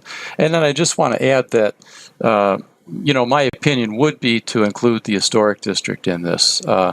If I understand Tom correctly, the environmental document is complete. It did not commit to having excluded this historic district. And again, from an RESJ standpoint, I last time I supported the exclusion of this because I felt this was necessary step in order to further the environmental document for the bus rapid transit. But certainly my strong personal opinion is that historic district should not be excluded, that it's protected through other means.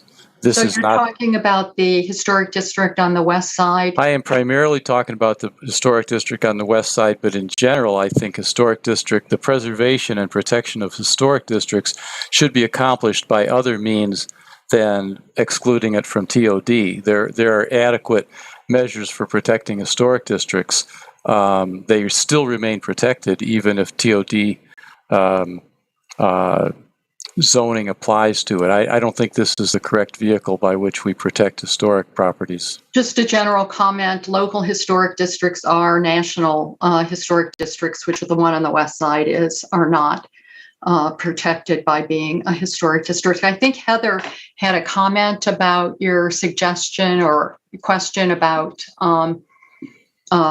bonus stories. Yeah, I just wanted to mention generally, I wanted to stress that across planning, community, and economic development as a whole, many of the things on that list are in fact happening today. And one that was omitted from the list that I think is probably the most impactful and had utilized the most city resources thus far is our spending within the city's affordable housing fund. More than 90% of the units that are in the pipeline, supported by the city's affordable housing fund or under construction today are within the area identified as the transit-oriented development overlay. And so we're, for the past few years, we've been demonstrating a very strong preference as a city for funding income-restricted housing within this very area. Some of that's coincidence, but it's much better coordinated now with this year's Affordable Housing Fund request for proposals. So I wanted to mention that, and then that the city's land banking program. We've been doing some fairly aggressive work to identify property, especially in South Madison, but also we're starting to try to identify some properties in the east-west bus rapid transit corridor. That effort is supported by the Federal Transit Authority grant that the city received for doing this effort. And so, it is all connected. Okay. We're talking, we're keeping in very close contact and coordination with these other efforts. And they're absolutely critical in order to really see an inclusive transit-oriented development occur. Zoning is just a small piece of that. Direct funding for income-restricted housing through land banking and the Affordable Housing Fund and other measures is another really important realm. And the city's very dedicated, thanks to decisions by the council to really move forward with those issues, with those efforts. Thank you, Heather. Did you have further questions or comments? I do. Thank you. I very much appreciate that answer. And I just wanted to clarify with regard to historic districts. I understand that West Side District is on the National Historic Register and therefore not protected by city ordinance. But my point remains the same, right? If the city could choose to protect that area by declaring it a city landmark or whatever, but historic preservation in general should not be done on the back of TOD. If we chose not to protect that area by a historic designation, because it's only on the National Register, I'd hate to see us protect it, and I put that in quotes, through TOD, because then it to me that's clearly simply a capitulation to property owners saying we don't want this kind of density in our neighborhood. It's not truly historic preservation. It's just the very common argument that we don't want more density in our neighborhood. So I really think that historic preservation should be done on the historic preservation side, and TOD and density should be done on this side, and this should not be a surrogate for historic preservation. Thank you. That's an opinion. Okay. Thank you for clarifying your perspective. Sure. Alder Heck.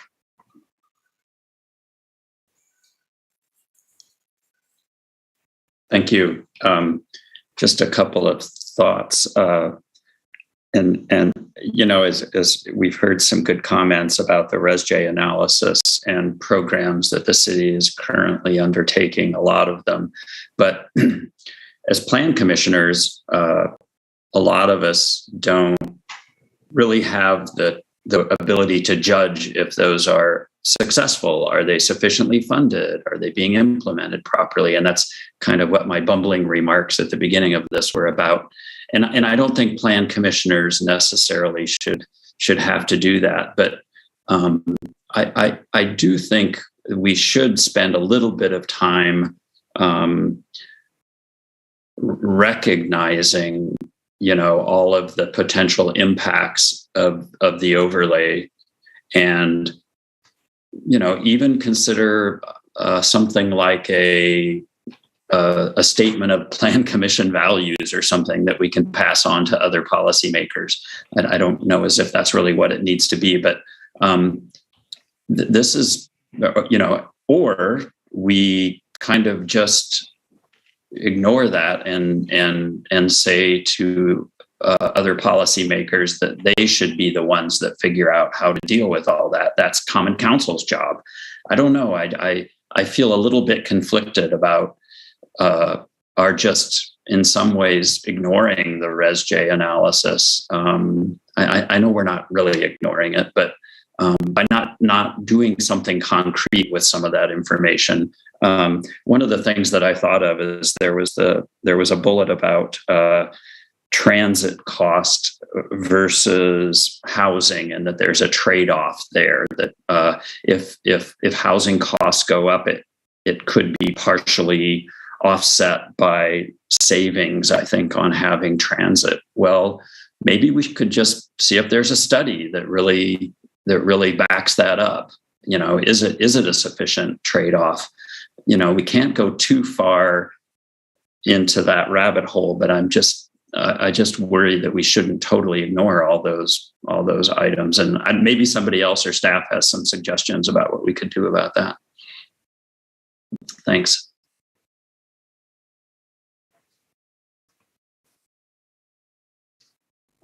Ben. Yeah, just wanted to mention, I think you're right in terms of the, you know, maybe some of the ideas for addressing affordability are maybe not necessarily the plan commissions to lead or to implement. But I think, you know, with the direction of the commission or the feedback from the commission, that these are and will be continue to be important things to consider and likely implement. I think that allows us as staff to take the next step in discussions on some of these things, the ones that maybe aren't as far along in discussion or implementation, and bring those to other departments, divisions, bring them up potentially to other committees and commissions to continue the discussion towards implementation on some of these things to really accompany and follow, in some cases, TOD. So I think, with the expression from the commission that it's important for us to consider these things, we can definitely bring those to other committees and staff to do that. Thank you, Ben. Commissioner Mendez. Thank you, Chair. Question for staff, and if I missed the response earlier, I apologize, about the 5-foot setback.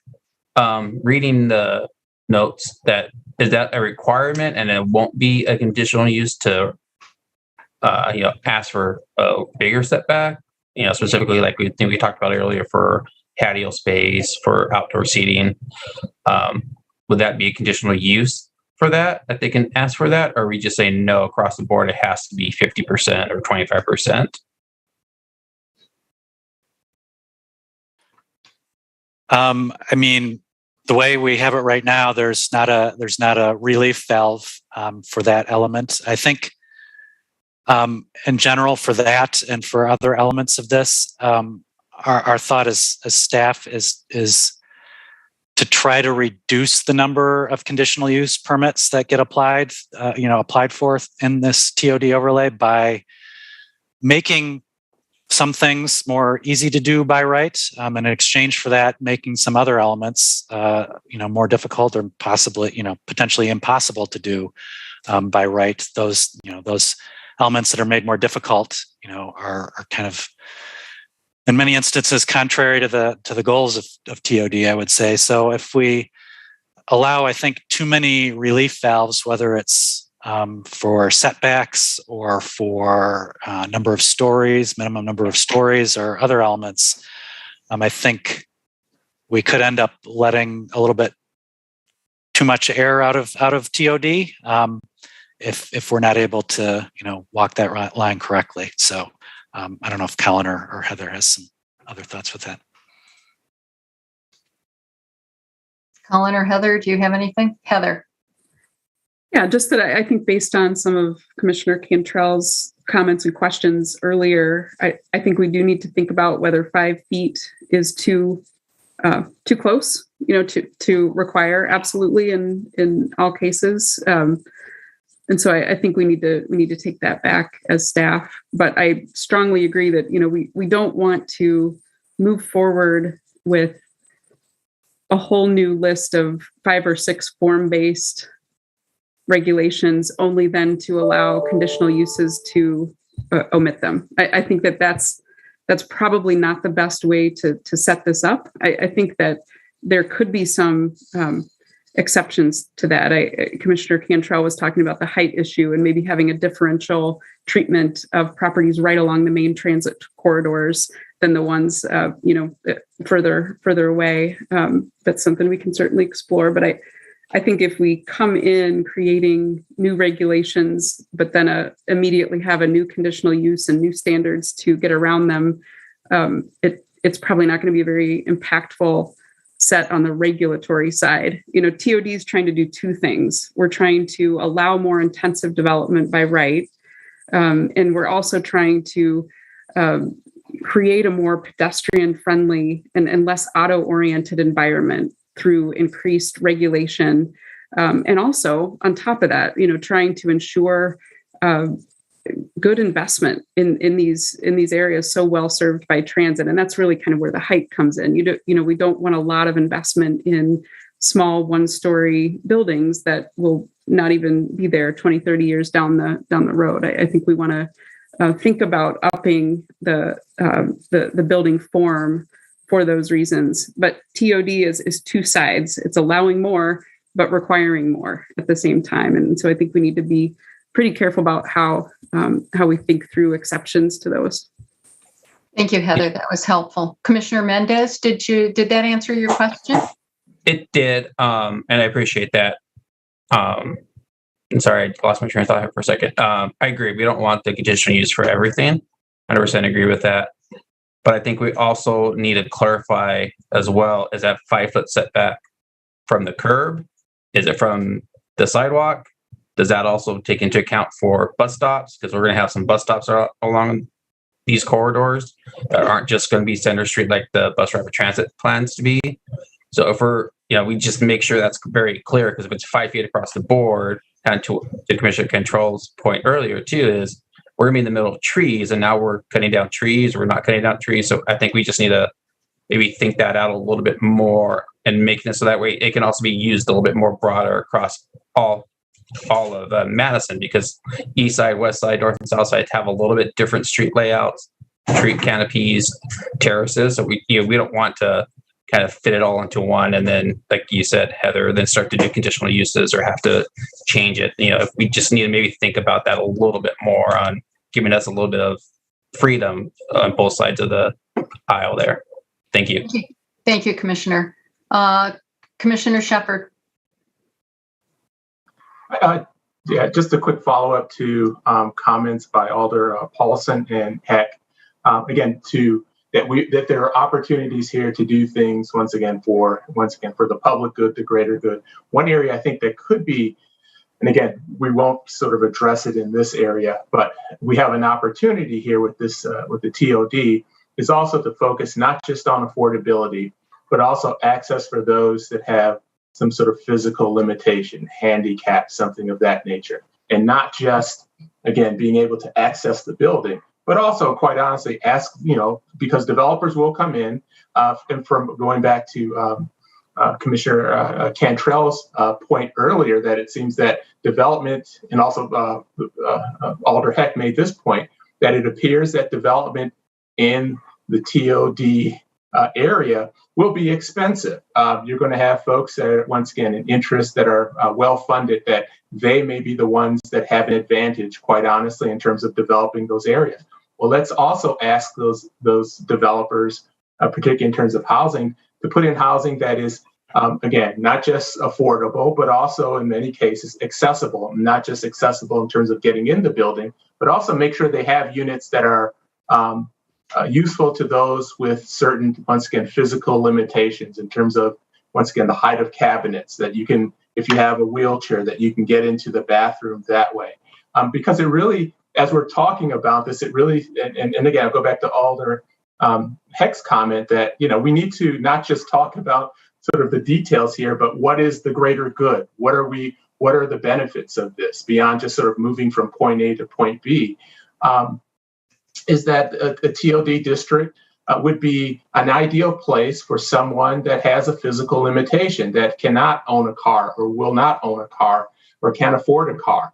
You can live close to, once again, the bus rapid transit line.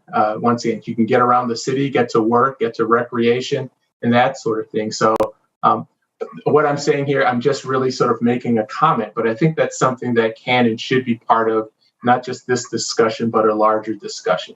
And I am fairly sure that there are elements and parts of the city that already address this, and I don't know what those are, but I think that's something that we can and should talk about. And I think it's a great selling point too.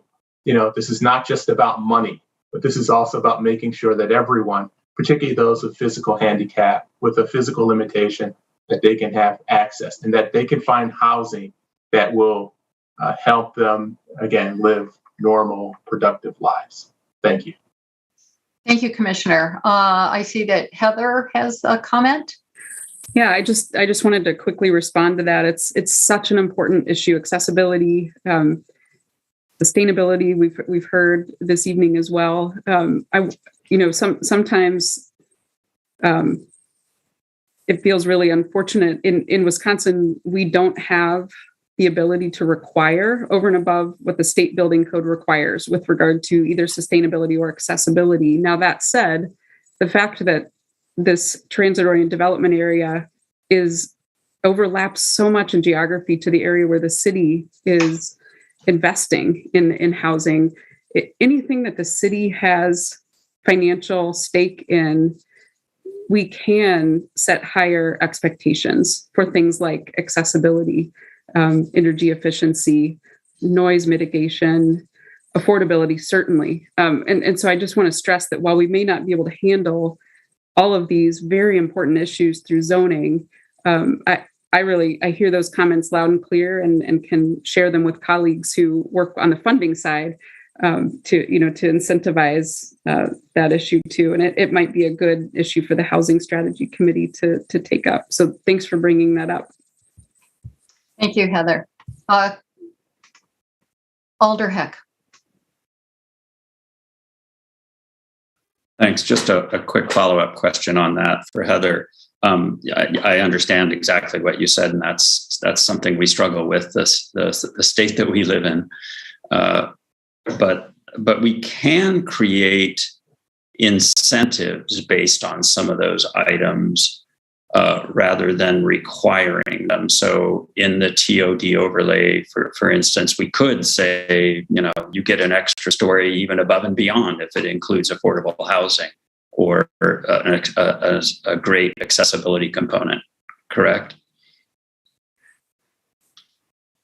Not necessarily. I wish it could be that easy, but we have talked with the city attorney's office at length about this. We want to get to yes and a solution on this, but one of the really difficult things that comes into play is enforcement of that. So with regard to affordability, if we, as the city, allowed 2 extra stories with the thought that a given percentage of those units would be affordable, without without other contractual agreements or financial incentives pouring into it, we don't really have a way to ensure that for the long run. And if a property owner did change the rents, for instance, we're not going to require them to then remove the top 2 stories of the building. That's kind of a dramatic example of that. But it is one of the sticking points that I think we're still trying to figure out how in the world or whether we can work through is really enforcement of some of these things. Thanks. The equation for, let's say, accessibility or sustainability features might be a little easier. But I do recognize, I think that we do have some affordability incentives already in Urban Design District 8. I think affordability is used as one of several criteria for bonus stories, but I totally understand that would be problematic. I don't think anybody's taken advantage of that yet. They've used the other features that are allowed for creating a bonus situation. Thanks. Thank you, Alder. Alder Paulson.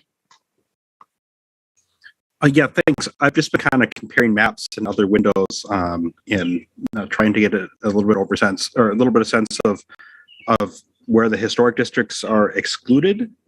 And I'm just, and I don't want to kick too big of a hornet's nest here, but I'm curious on Willie Street. If the historic district wasn't there, and if we were just kind of using the half mile, whatever that was, how much of sort of in the Third Ridge historic district there, how much of that would have been included into the historic district, and then kind of Willie Street, which is sort of flight plan. Flight plan at the airport changed, so sorry about the background noise. I'm trying to get a little bit of a sense of what would happen, or what does any of this mean for Willie Street, or we want to be able to put some more density on it as appropriate in that particular neighborhood, where there has been some density being put into it. And does this change anything there? It might be good, Ben, maybe you're pulling this up too, but I have a map I can share from our March meeting that just really clearly shows where those local and national historic districts are. I can pull that up here now. And then, Ben, I don't know if you want to speak to it a little bit, maybe a little bit about the difference between the local and national. Yeah, so the national historic districts are shown in orange and local historic districts are shown in teal. There are some instances where they overlap, certainly. And so in this map, the national is on top of the local. But it does show kind of along Williamson Street that instance of a bit of a reduction there where there otherwise would be some potentially allowances for TOD to be expanded in that area. Now, the possible dividing line is between those local and national districts. So I think because so much of that corridor is also in a local district, if the local districts remained out of the TOD overlay area, that would mean a lot of that Willie Street corridor would be out of the TOD overlay area still. But in many other portions of the city, if national was added back in, that would add larger areas back into the TOD overlay than the Willie Street corridor. Did you have any follow-up questions, Alder Paulson? No, I think we'll let this one lie for a while. So okay, thank you. I don't see any raised hands. Commissioner Cantrell, go for it. Yeah, one last question. If we have, it says the parking shall be located no closer to the right of way than the building. So in many cases, we're going to have a building at the property line, front setback. And if parking is at that same front setback, 0, there are screening requirements for parking. Well, those, I'm assuming that would be required no matter how close parking is to the front property line. Is that the case? Would screening be required in all cases? Colin? I think unless we specifically state that something in the TOD supersedes those other requirements, the other site design requirements would still be enforced. So if a district requires parking screening, then it would continue to require that parking screening. Okay. Well, I would want to have the parking screened if it was going to be visible from the street. So, but Chair, if you'd like to start getting some of these answers, I'd be happy to very move forward on those. Go for it. That's where I was headed. So go ahead. Okay. Under question 1, I guess in all this discussion, I think I agree with staff. Unless we have really a hard and fast requirement that buildings be more than 1 story, it's going to be very difficult to hold the line. And everyone's going to be asking, restaurants all over the place will ask for, national chains will ask for, conditional use exemptions and gas stations as well. So I think in that case, I would say I'm in favor of A. And I'll have a little caveat there. There may be areas, beyond the quarter mile, within the quarter mile and half mile that we're going to have, that's going to be an issue that doesn't make a lot of sense. But we'll have to deal with that when we deal with it. But I guess in that respect, I would go with A, and then we could always adjust it if we have to in the future. But I think that we should have a statement that this is what we want, and we stick to it. I would go along with that. I think that that's the best approach too. But I want to hear from other commissioners. In the past, we've kind of done, raised hands or whatever. I see that Commissioner Solheim wants to comment on that. Commissioner? I agree for the most part. My one hesitancy is gas stations, and there may be something else that I'm not thinking of. I'd be more interested in having like a few very narrow exceptions that are stated, not allowing a conditional use, because I agree. When I saw that, the first thing I thought of was that Popeyes on Odana Road, and how when that came before us, it wasn't quite consistent with the plan, and you had a hard time saying no to it. And I just feel like we're going to get better proposals if we're clear about that from the beginning. I also think that we'll get buildings that could be reused for something else when, a 1-story Portillo's is pretty specific to Portillo's. But if you have something with a 2nd story, something else might be able to go into it later. So I think that's better for the future as well. Okay, so what I'm hearing is basically heading toward hard floor, but with very narrowly tailored exceptions. And we would ask the staff then to look at that, and with the gas station being an example potentially of a narrow and maybe the only exception. And Commissioner Fernandez, did you have a question or comment about this specifically? Yeah, I do. So I just want to say I'm in favor of the narrowly tailored exception, or possibly an appeal process of some sort that the bar is set high. Heather said, we need to be careful about how we think through exceptions, and I agree. But there's a difference between it being difficult to frame exceptions and being impossible to frame exceptions. I think it's possible to frame exceptions very narrowly and provide a certain amount of flexibility. I'm really concerned that we provide no flexibility. So some sort of appeal process, some very narrowly defined exceptions, possibly a very high bar, something that isn't even a conditional use. It's a different sort of appeal process that has to go through staff or something, but that we allow some form of exceptions, because otherwise I think we're going to wind up with a lot of specific instances that are a headache for us.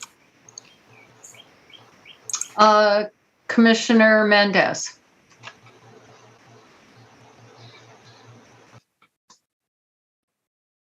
Commissioner Mendez, specifically on this.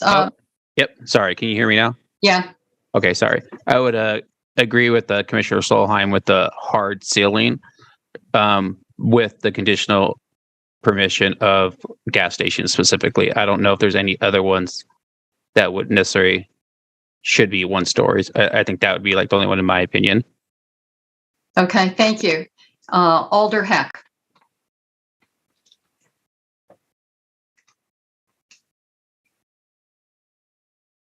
Alder Heck? Sorry, just got unmuted. It's a little slow. I agree with Commissioner Solheim also. I think that it may be that Commissioner Fernandez is triggering some of us by using the word appeal. And he's certainly triggering me. And but we may not be that far off in our thinking. If there, and it could be that some level of of accommodating something like a one-story gas station, sometimes in rare circumstances, I think we might be on the same page. But I don't think appeal is probably a good thing. I was thinking, it's going to go to council and they're going to have to decide whether a gas station is one story or not. But I think some sort of a process and relatively specific could be useful. I did notice that Colin was grimacing a lot while we're talking about all these exceptions. So. Okay. Thank you, Alder. Yeah, I'm one of the ones who is triggered by the appeal, and I'm still an idea, and I'm not even on council anymore. Alder Paulson. Yeah, I think I'm, maybe this is because it's my first meeting, I'm a little more open to flexibility here. I'm just a little nervous about trying to come up with all the exceptions that are possible. And I think I'd rather give ourselves some space to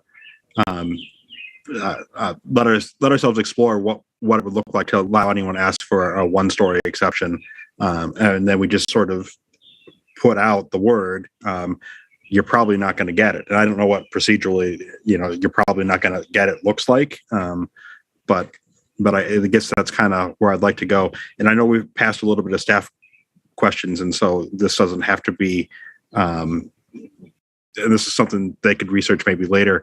I'm just curious what experience with other cities, kind of our size, our scale, experience with sort of the, if there are places that do a 2-story requirement within a half mile of these kinds of things, does that work? Or do you get weird cases where like you have a restaurant with a 2nd story, but it's completely unusable and it's clearly there to just game the system. So Heather, Ben, or Colin, do you have a comment on this? This is a more general kind of thing, Alder Paulson. I mean, okay. This is not a formal. Well, I broke the rules the first time coming in, and now I'm worried about breaking. So anyway. Yeah. Go ahead, Ben. I mean, I think the examples that we had, specifically really the example from like Carmel, Indiana, they have some pretty stringent requirements. And so I think the example that we showed for that 2-story gas station in Carmel, I think that site layout and that building work overall. And I think they've seen franchises responding to their requirements by and large. Obviously franchises could throw up their hands and say, we don't want this enough and we're going to walk away. But they have seen, I think, franchises really responding to some of their more stringent design requirements in that instance. So, and I think in ways that largely make sense for the site and the development of the site, and not necessarily, faux 2nd stories. And part of that depends, I think, on how you write the regulations, so you don't end up with, non-functional second stories in the first place. But again, would turn it over to Colin and Heather if there are any further comments on that. Colin or Heather, did you want to say anything? Heather? I guess just, we've had this conversation a little bit with zoning colleagues, and it would be fine to do a partial second story based on the way the code works today. And I just want to stress that it doesn't necessarily mean if you have, a fairly large building constructed on a site that they could do a partial second story and still meet this requirement as conceived and discussed with zoning staff. And I also want to mention, in the city, we have a 2-story minimum on South Park Street. We have a 3-story minimum on parts of East Washington Avenue through our urban design districts today. And it's worked really well to ensure a relatively significant investment, especially along East Washington Avenue, I would say, where we're not seeing 1-story national franchise buildings come in because there is that hard and fast urban design district requirement for a minimum of 3 in a lot of cases. So I just want to mention that kind of as a local example. And being alder of that very district, I thought that worked great. I mean, developers knew what the rules were, and they came in with proposals that followed those rules. So there wasn't a lot of, back and forth on that level. So I think that it can work very well. Did you have any follow-up, Alder Paulson? Just one real quick one, just to clarify the Carmel, Indiana example. That wasn't just a picture of a nice 2-story gas station. That was just Carmel has this sort of 2-story minimum requirements, and it's working out for them kind of everywhere. I guess sort of where I'm worried about is East Washington is a great place where it's worked. I'm more worried about, the 3,500 block of East Washington, the 4,000 block of East Washington. Once you get kind of way out there, where the land value isn't, and the just natural density of the core isthmus isn't quite the same, and so some of the driving forces behind this aren't quite as natural. So. I guess speaking a little bit more to that Carmel example, that it's not just a requirement for gas stations. I think they have pretty stringent requirements for most of their development. I don't know if they have narrowed those requirements in some specific instances. I haven't done a full review of their zoning code, but I know that they have a pretty high standard for development in general for most, if not all, of their city. Thank you, Ben. Commissioner Spencer. Thank you. I just wanted to chime in and reiterate my support of the 2-story gas stations. And I guess my concern was, a gas station is a type of retail. So if we allow an exception for a gas station, our other retail establishment is going to say, well, you allowed the exception for a gas station. I'm basically a retail establishment too. So I'd like to get a 1-story exception. And just for, design consistency and, having that, I just wanted to say I support the staff recommendation for 2 stories. And especially now, because I've seen pictures and see that it can be done and, established in the zoning and is successful in other communities. And then also, thank you, Heather, for reminding us that, there are like South Park Street and East Washington that do already require 2 stories. We would have this discussion, I guess, with the gas stations. I was just concerned about, if Walgreens comes in and said, well, we're not a gas station, but we're a retail establishment and we can't do the 2 stories. We'd like an exception. And then we have this inconsistency. It's making me a little nervous, but I'm flexible. I'm not going to require the 2-story on the gas stations just because I like it, but I just wanted to reiterate my support of it and communicate that concern about the retails. Thank you, Commissioner. Okay, on trying to wrap up, I was going to try to wrap up number 1, but we have another hand up, Commissioner Cantrell. Just another, I guess, point that rather than 100% two-story, we may consider like a percentage, saying at least 50% of the footprint shall be, two-story, something like that, so that there may be situations in a development that it may be not as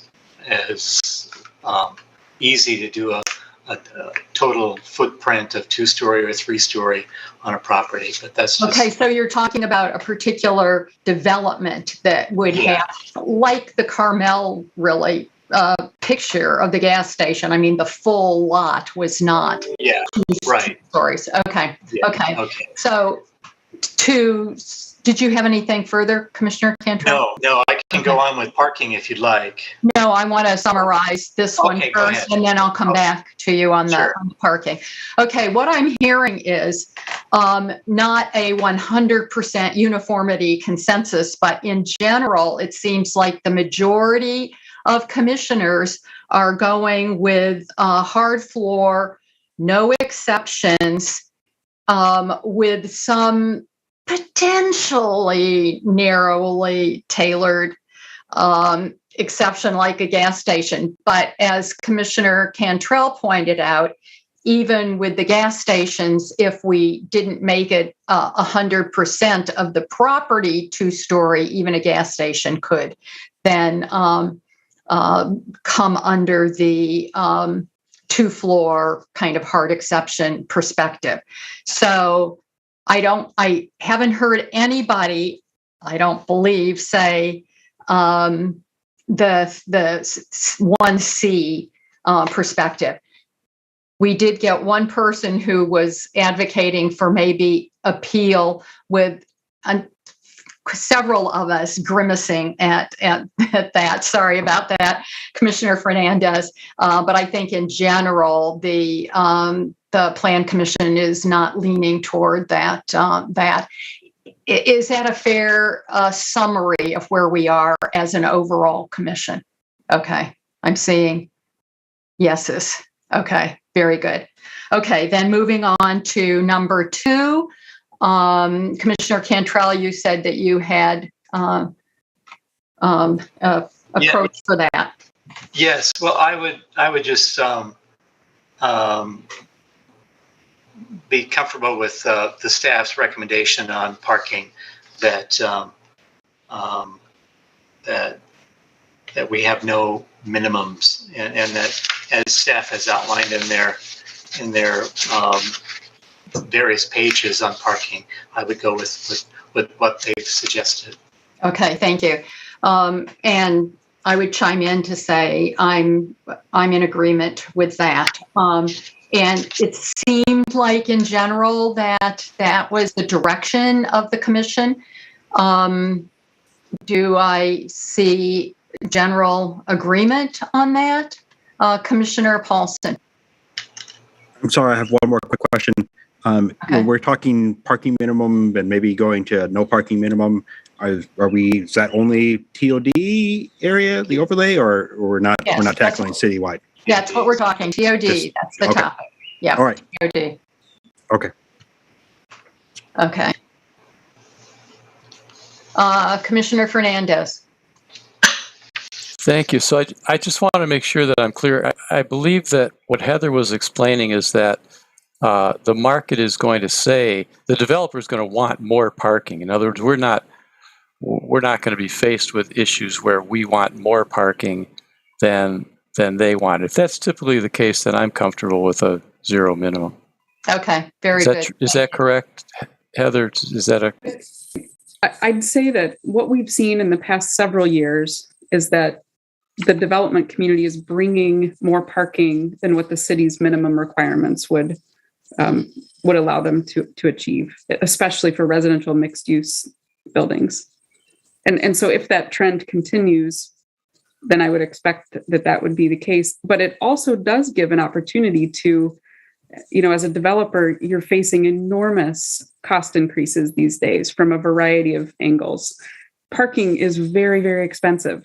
And so we may start to see some developers and those who finance them let go of parking because it's simply so incredibly expensive. And by let go, I don't necessarily mean zero ratio, but we might, I'm completely guessing, we might see some lower ratios and relaxed financing structures around parking simply because it's so incredibly expensive in a very tight environment.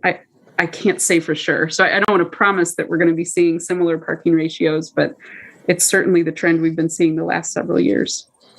Okay. Well, thank you. I suppose then my comment would be, again, here I would like to see, and believe me, I repeal the use of the word appeal, but something like, no parking minimum provided the proposal does not have unacceptable impacts on the neighborhood or something, because I'm just concerned that, if the economics of this changes, we could create quite a burden on an adjacent neighborhood if someone decided they were going to spend zero money on parking and just simply use up every space in the adjacent. So I don't know. I'm just sensitive to that issue, and if there's some way to phrase some caveat that if it has unacceptable impacts, then we could require some minimum parking, if that's possible. Commissioner Solheim. I would just reiterate that existing residents don't own street parking. So I don't think we need to feel the need to protect that. I completely agree that the market, for the most part, will drive this, and that our minimums are pretty much unnecessary. Okay, thank you.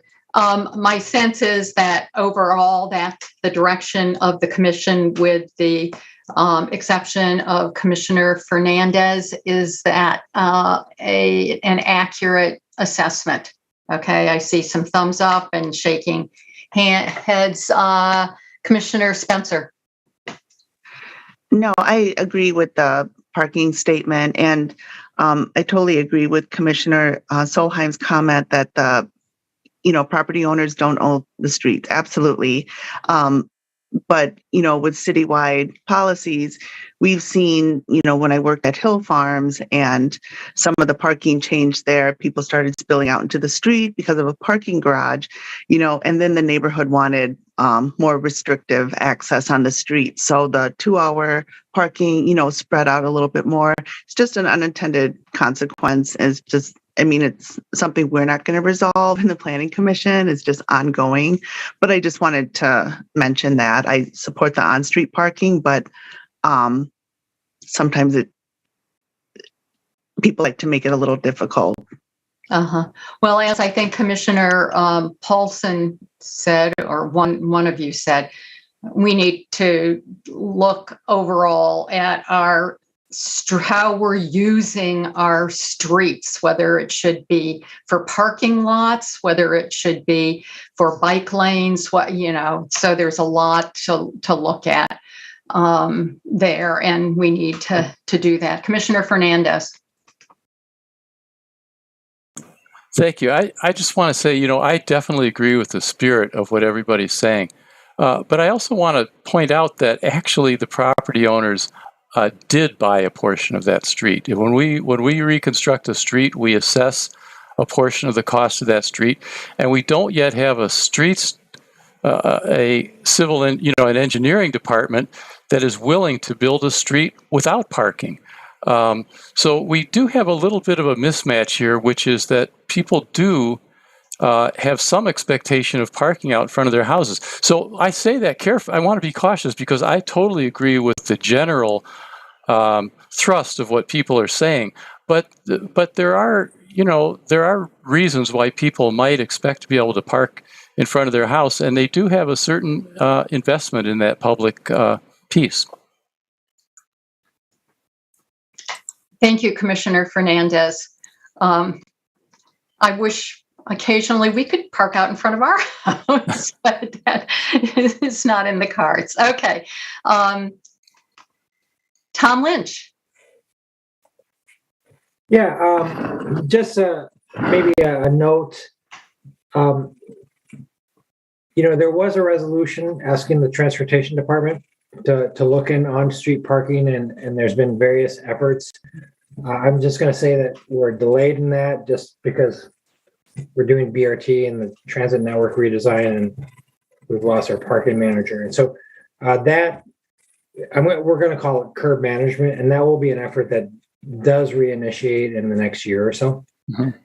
And then also regarding what Tony said, we are looking at streets differently. And in fact, the city engineering is going to revise their assessment policy. Right now, we kind of we charge for the modes that we are trying to incentivize, such as sidewalks, and yet much of the motor vehicle is borne by the city. And so we're going to kind of change that so that we're not penalizing the modes that we're incentivizing. So I will say that probably within the next 4 or 5 months, we're going to come up with we have a different assessment policy that we're going to propose. That's I'm just going to say more even-handed regarding the modes.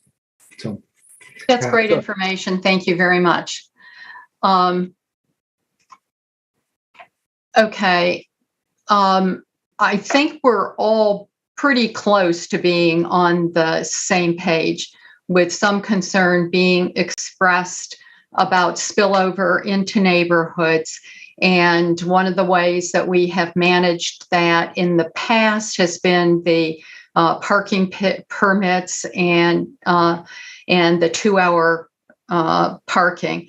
So that remains an option if there are those kinds of issues, which certainly don't solve all the problems, but there are a multitude of things that need to be looked at. But in general, I hear commissioners saying yes to number 2. Okay, good. Thank you. And then is the commission comfortable with the form-based recommendations? Commissioner Cantrell. You're muted. Okay. Yeah. I would say I'm comfortable with that, but I think that we need to address the issue of tree preservation and some of the requirements that patios in front where you have a restaurant and those sorts of situations where the building has to be pushed back further than 5 feet, or you're not going to have outdoor dining in a situation like that, or preserving a terrace tree that has a narrow terrace. So I think that staff needs to kind of look at that, but those setback, the form-based is, I think, appropriate. Okay, so in general, commissioners seem to be in agreement with this form-based, with the request that staff take a look at that 5 foot, and we need some nuance and some more thinking about how that works or is applied, or increased setbacks in certain cases. Alder Heck. Thank you. I think Commissioner Cantrell probably said it sufficiently, and he certainly said more earlier about it. But I do think we should reiterate that we need to understand the intersection between urban design districts and local historic districts and all those gray areas that staff mentioned, and make sure we do understand how that is all going to be handled. We received some public comment from Smart Growth Madison about transitions to residential areas, those kinds of things. So I think it'd be good to make sure we understand all those situations. But I definitely agree that the form-based stuff on a whole is great. And I guess I'd just add that I don't want to use that triggering word, but there always is the Zoning Board of Appeals. This will all be zoning based. And if somebody feels like the zoning code is a serious burden that is not of their making, they can always go to the Zoning Board of Appeals. It's not often successful, I can say, as a former member of that, but there are some avenues at times for registering your difference of opinion. Thanks. Thank you, Alder. Okay, I'm just going to mention a few other things that came up in our discussion that were outside these questions. One was the real support of the city doing some of the things, or continuing to do, as Heather pointed out, the things in the RESG analysis, like land banking and affordability density bonuses, and some of those kinds of things that those are important complements to what we're doing here with TOD. So that was expressed. We talked about that, and that is TOD is part of a balance there. And then it was mentioned the alley, possibility of alley for drive-through. Were there other things that were mentioned that I've missed that weren't captured in the three questions? Commissioner Solheim. I would just add that I would support adding back in the National Historic District areas to the map, not the local. Okay. So that's something else for staff then to look at, is the national being added back in. Commissioner Fernandez. Thank you. Precisely the same comment as Commissioner Solheim. Thank you. Okay, very good. Thank you. Were there other things that I missed that are directions to staff?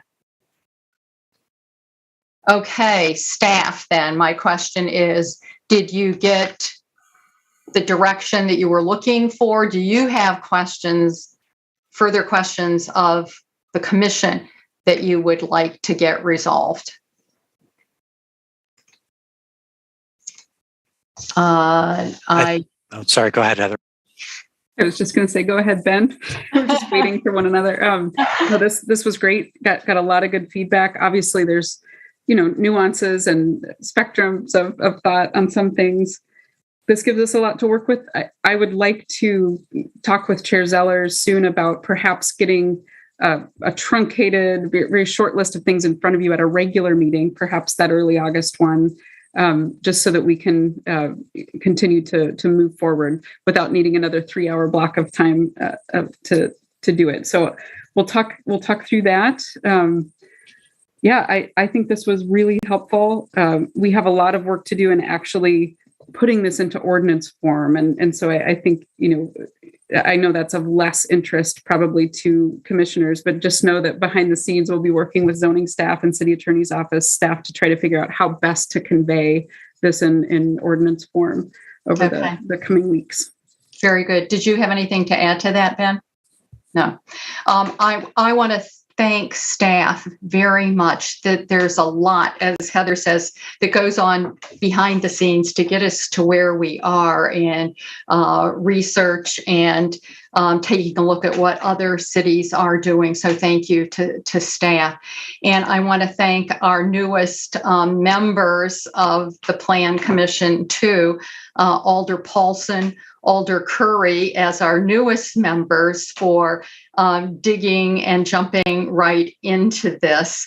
And also to Commissioner Mendez, another new member of the Plan Commission, because this is not easy stuff. There's a lot here to look at and to do. So thank you to all.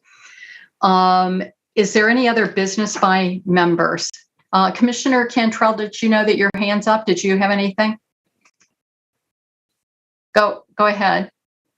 I just wanted to make, excluding the National Register districts, that's going to trigger a lot more future discussion, but I'll have to think about that one. And I guess, and I think all the other, we need to kind of look at the pros and cons and those sorts of things. And, but anyway, I'm not saying no, but I'm not saying yes. So anyway, I think that's going to trigger some more discussion in the future. Yeah, I'm with you on that. Not saying absolutely no, but I would lean toward not, because I think that there are other values that we need to balance, and that is TOD is part of a balance, as the ResG analysis observed. So that's going to be a tough one, I think. So great job. So anyway, that's all I have. Thank you, Commissioner Cantrell. Any other comments, business by members? Seeing none, I am looking for a motion to adjourn. Moved by Commissioner Cantrell. Is there a second? Seconded by Commissioner Solheim. I will assume unanimous consent unless I see raised hand to object. Seeing no raised hands to object, we are adjourned, and I will see most of you on Monday. I know a couple of you can't be there. So thank you very much. See you then.